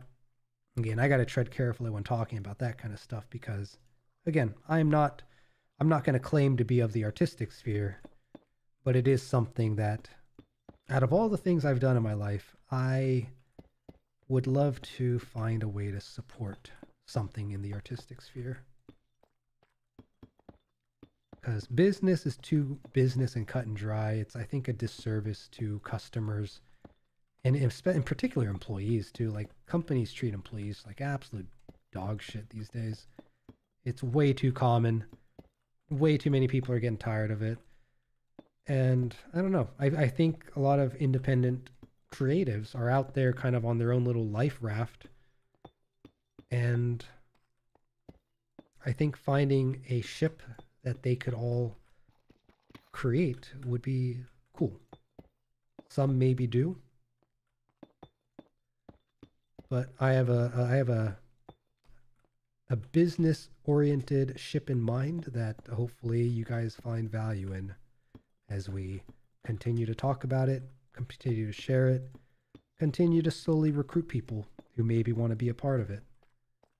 But I do think that with this type of idea, I can't just blindly open it to everybody, because until we are ready for that moment, it would be far too easy to be overwhelmed by it, right?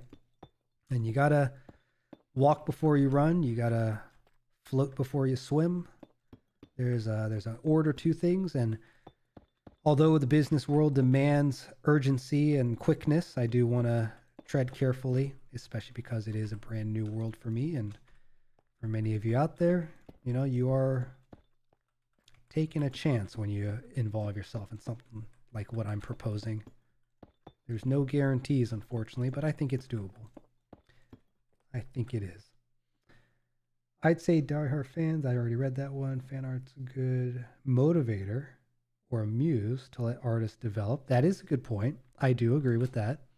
I think one of the challenges I see with artists is that they struggle with finding their style, so that they oftentimes will borrow a style or idea, and oftentimes for people who involve in the weeb culture, oftentimes ends up being, you know, characters from anime or virtualized characters like the virtual streamers that we see, right? That's a great point. That is a very good one. But I also think, you know, there are artists out there who I think there are stages of growth in a lot of aspects of a person's career, a person's life, and whatnot. And this kind of goes back to the talk I had earlier about complacency, right? If you get complacent, next thing that happens oftentimes might be a degree of failure until you learn and do something that leads to success.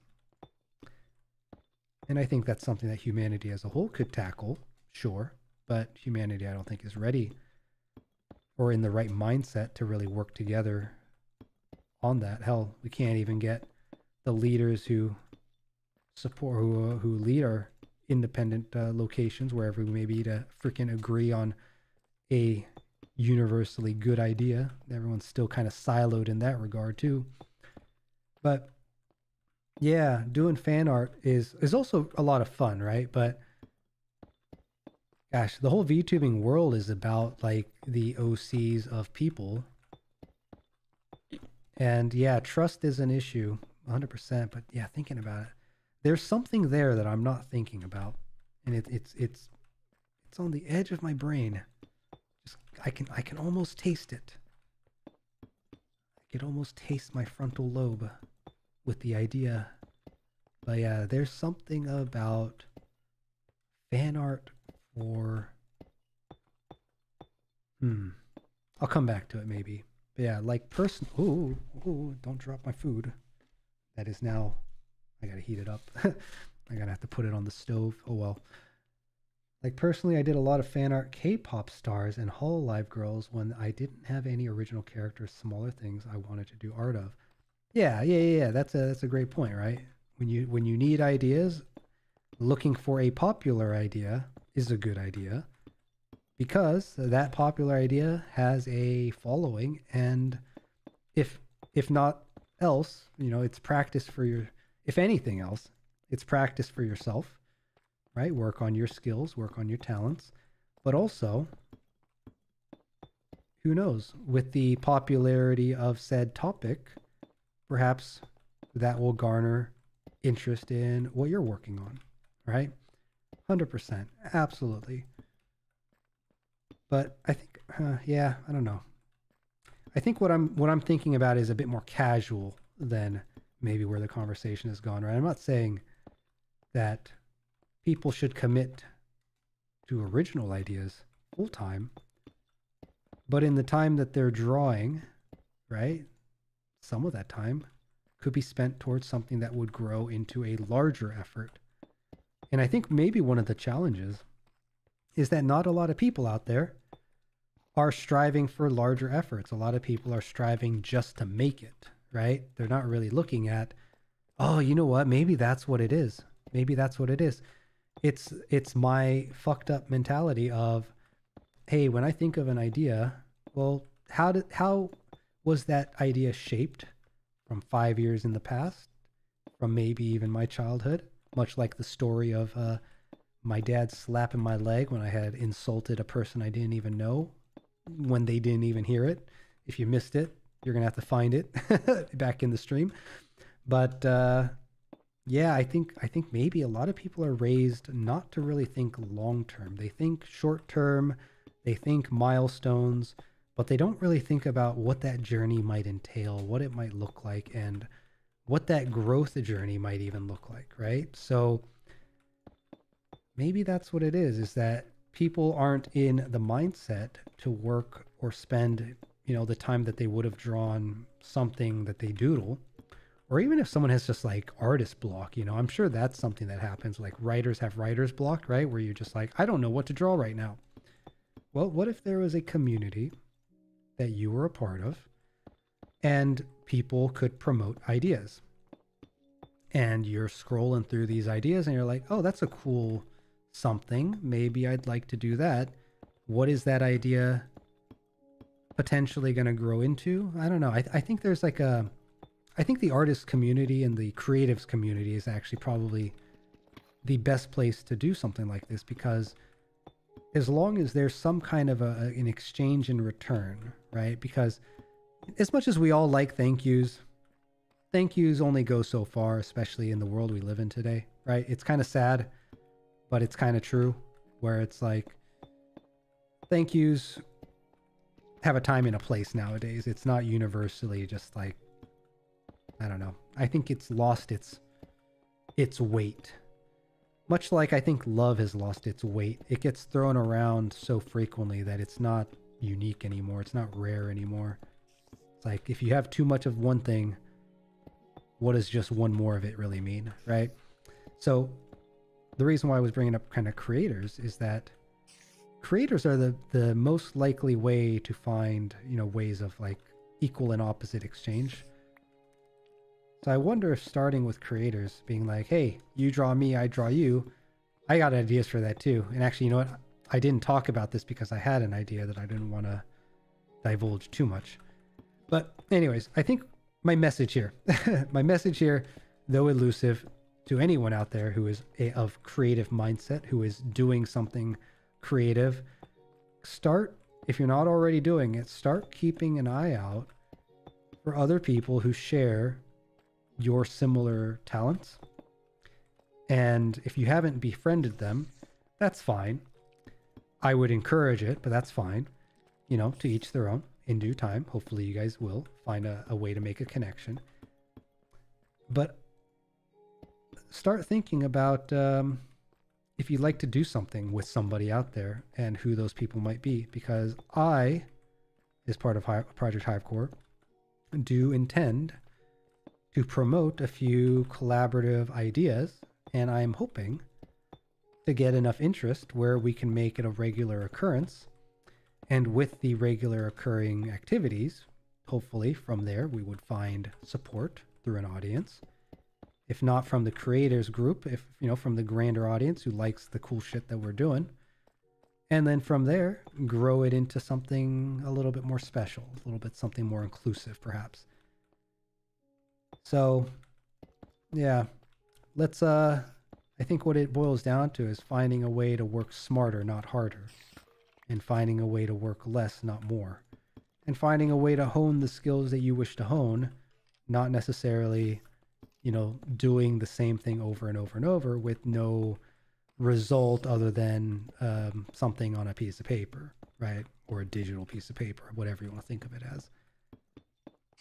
I think growing something together is a lot easier than people realize. And I think part of the mentality difference of the people who make it and the people who don't is that it's difficult.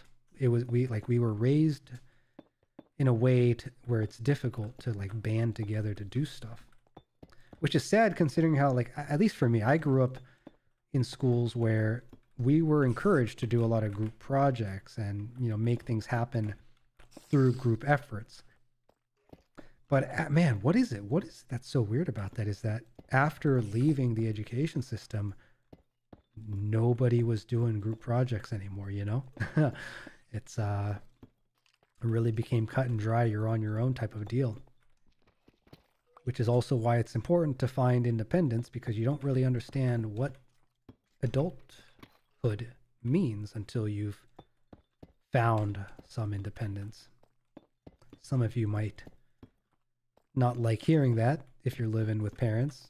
I do miss having parents who will bring me food and whatnot, but it is a different life when you are on your own, right? The things you need to worry about to keep the roof over your head, the things you need to do to keep your family fed if you have kids, like, it's different. It is different. It hits different. And if you have found independence out there, good on you. I hope you guys are doing okay. I hope you guys are making it, not struggling too hard, not losing little bits of yourself in the process. But for those that don't have their own independent lives sorted out yet, as part of this, I also want to, you know, find ways to make those that really make an impact creatively opportunities to maybe test the waters of independence, exploring it before you have to commit to it. You know, I think that's something that we haven't really as a society encouraged. It's like, hey, do you know what being independent actually is like? And if you don't, how do you find out without making an investment that you might regret, right? I think that's an issue that is far too common, where people will actually, like, I have a sibling who kind of sort of made it going out there, living on her own and sharing rooms for $500 per person, right? It's wasn't really an ideal situation, but they were making the best of it at the time when they had that time. And man, there's so much that could have gone wrong having learned what she was doing to be out there. I had no idea. And I think everyone does deserve a chance to learn what independence is like, sure, but also, I don't know, as part of that independence, be a part of a joint community. Because, you know, once upon a time when everyone was living in villages, you know, you were part of a community. And I think the internet really enables that, but no one really, I guess Facebook kind of sort of did it, right? You can kind of form groups. I suppose Reddit kind of supports groups, but I think too many of them make the mistake of making it like open-ended, where too many different personalities can join. That is, again, a whole nother sphere of conversation that I am really not ready to talk about, because I have not really spent enough time dwelling on the pros and cons of open invitation and, you know, the challenges of moderation and all that crazy stuff. It is multi-layered, very dynamic. It is challenging. But let's see here. We got a couple other comments here. Let me get to that in a second. Isn't the attitude towards group projects usually negative? And why is that? I do agree that I think a lot of people growing up did hear this is a group project, and then they're just like groaning, right? They would much rather do the project alone. Why is that? I always thought group projects were actually super cool because of the collaboration that people, you know, did as part of them. It's probably shaped the way that I have found success when I work with people in business, being like, hey, we got to work together. These are the things that, you know, different people are working on. This is the, you know, this is the way to look at a challenge, and, you know, different takes means that we could, you know, readjust course if needed. Yeah, what's the deal with the negativity around like group projects? I do see it now that you've mentioned it, and I don't really understand, like, is it because you have to work with people? Is it God, there's some greater challenge or greater issue with just the way humanity has grown people, if the issue is like working with others is the problem. That I feel should not be a problem. Instead, I feel that should be something you would celebrate. My experience is the opposite. School for me was all on my own, but jobs have always been group effort. Yeah, well, that's the thing too, right? Like, jobs generally are group effort. You may not have jobs that involve group projects, but generally jobs are, you're a part of a team in some form. How personal that team is different depending on the org that you're working in or the team you're working as a part of. But then at the same time, you're ultimately, right, usually there's some kind of a team leader or a manager. Sure, their involvement is sometimes questionable, as I would admit and caution for my own self-reflection. But then you have, you know, depending on what you're involved in, people who do task X, people who do task Y. Ideally, whoever's organizing it would filter people and where they can be most effective in conjunction with where people want to be involved in, right?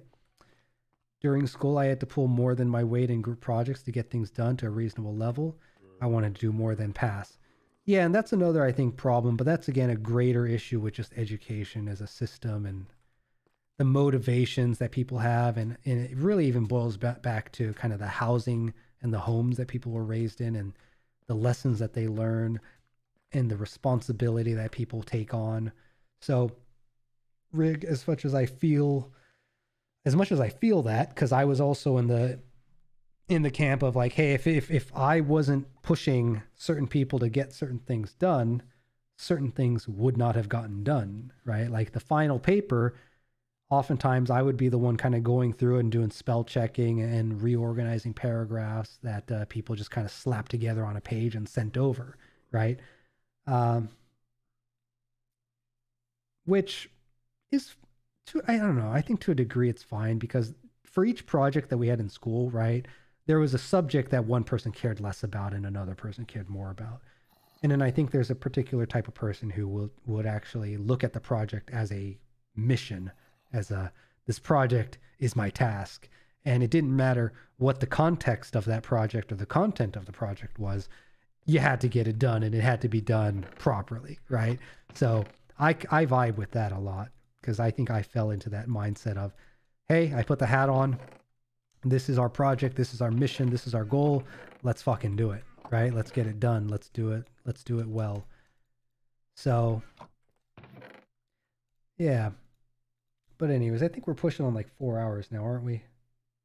Yeah, just about. So I'm going to be wrapping up stream here, guys, very soon. I think maybe let's actually go see if some coal could be dropped off up here. But as we ran around today, we took another little tour of the Nova Swarm City, Hive City, whatever you want to call it. Nova City, NC, NSC, whatever it is. Okay, so it is. Oh, it doesn't really use that much coal to make that, does it? Okay. Make some iron too, just to get rid of it. Cool. Let's see. Yeah, so Nova Swarms City, we checked that out. Got a little tour from Elly as she logged back in. Rigel came on and hung out as well. Azabiel was running around. We took a look at the grove that Azabiel is building.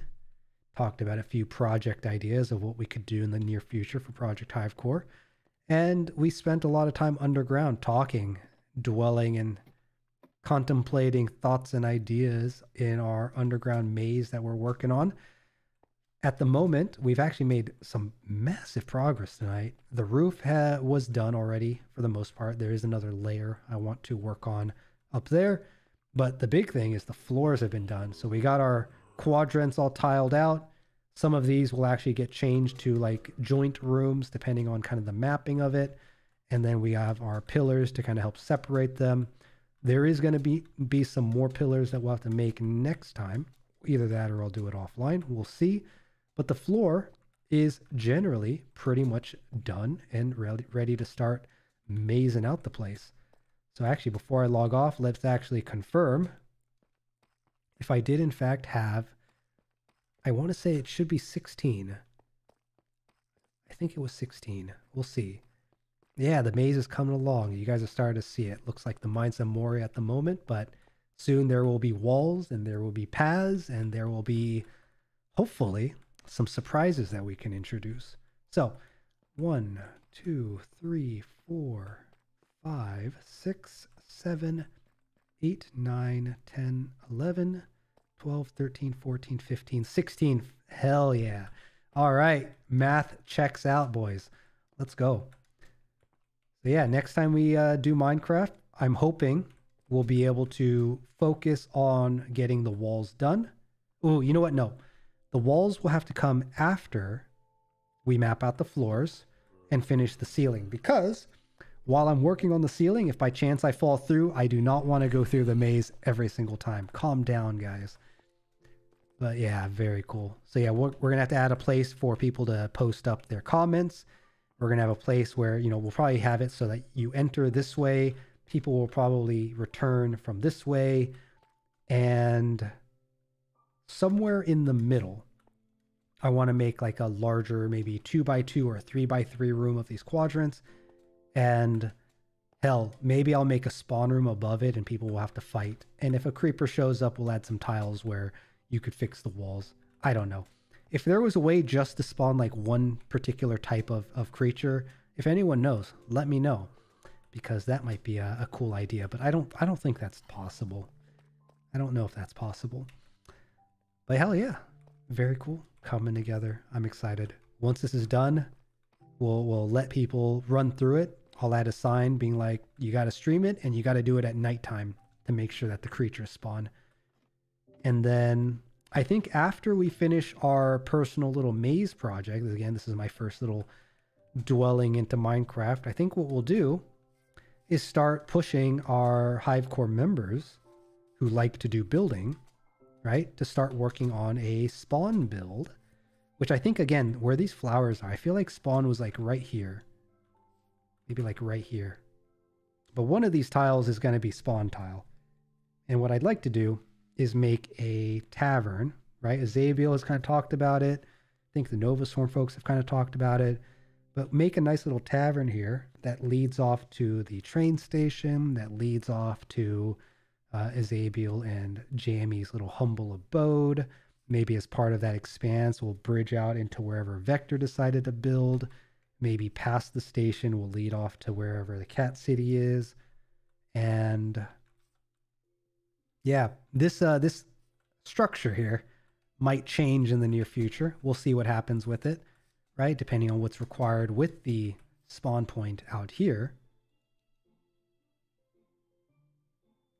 But yeah, thank you guys for emotional support. We'll be back next time to deal some more emotional damage.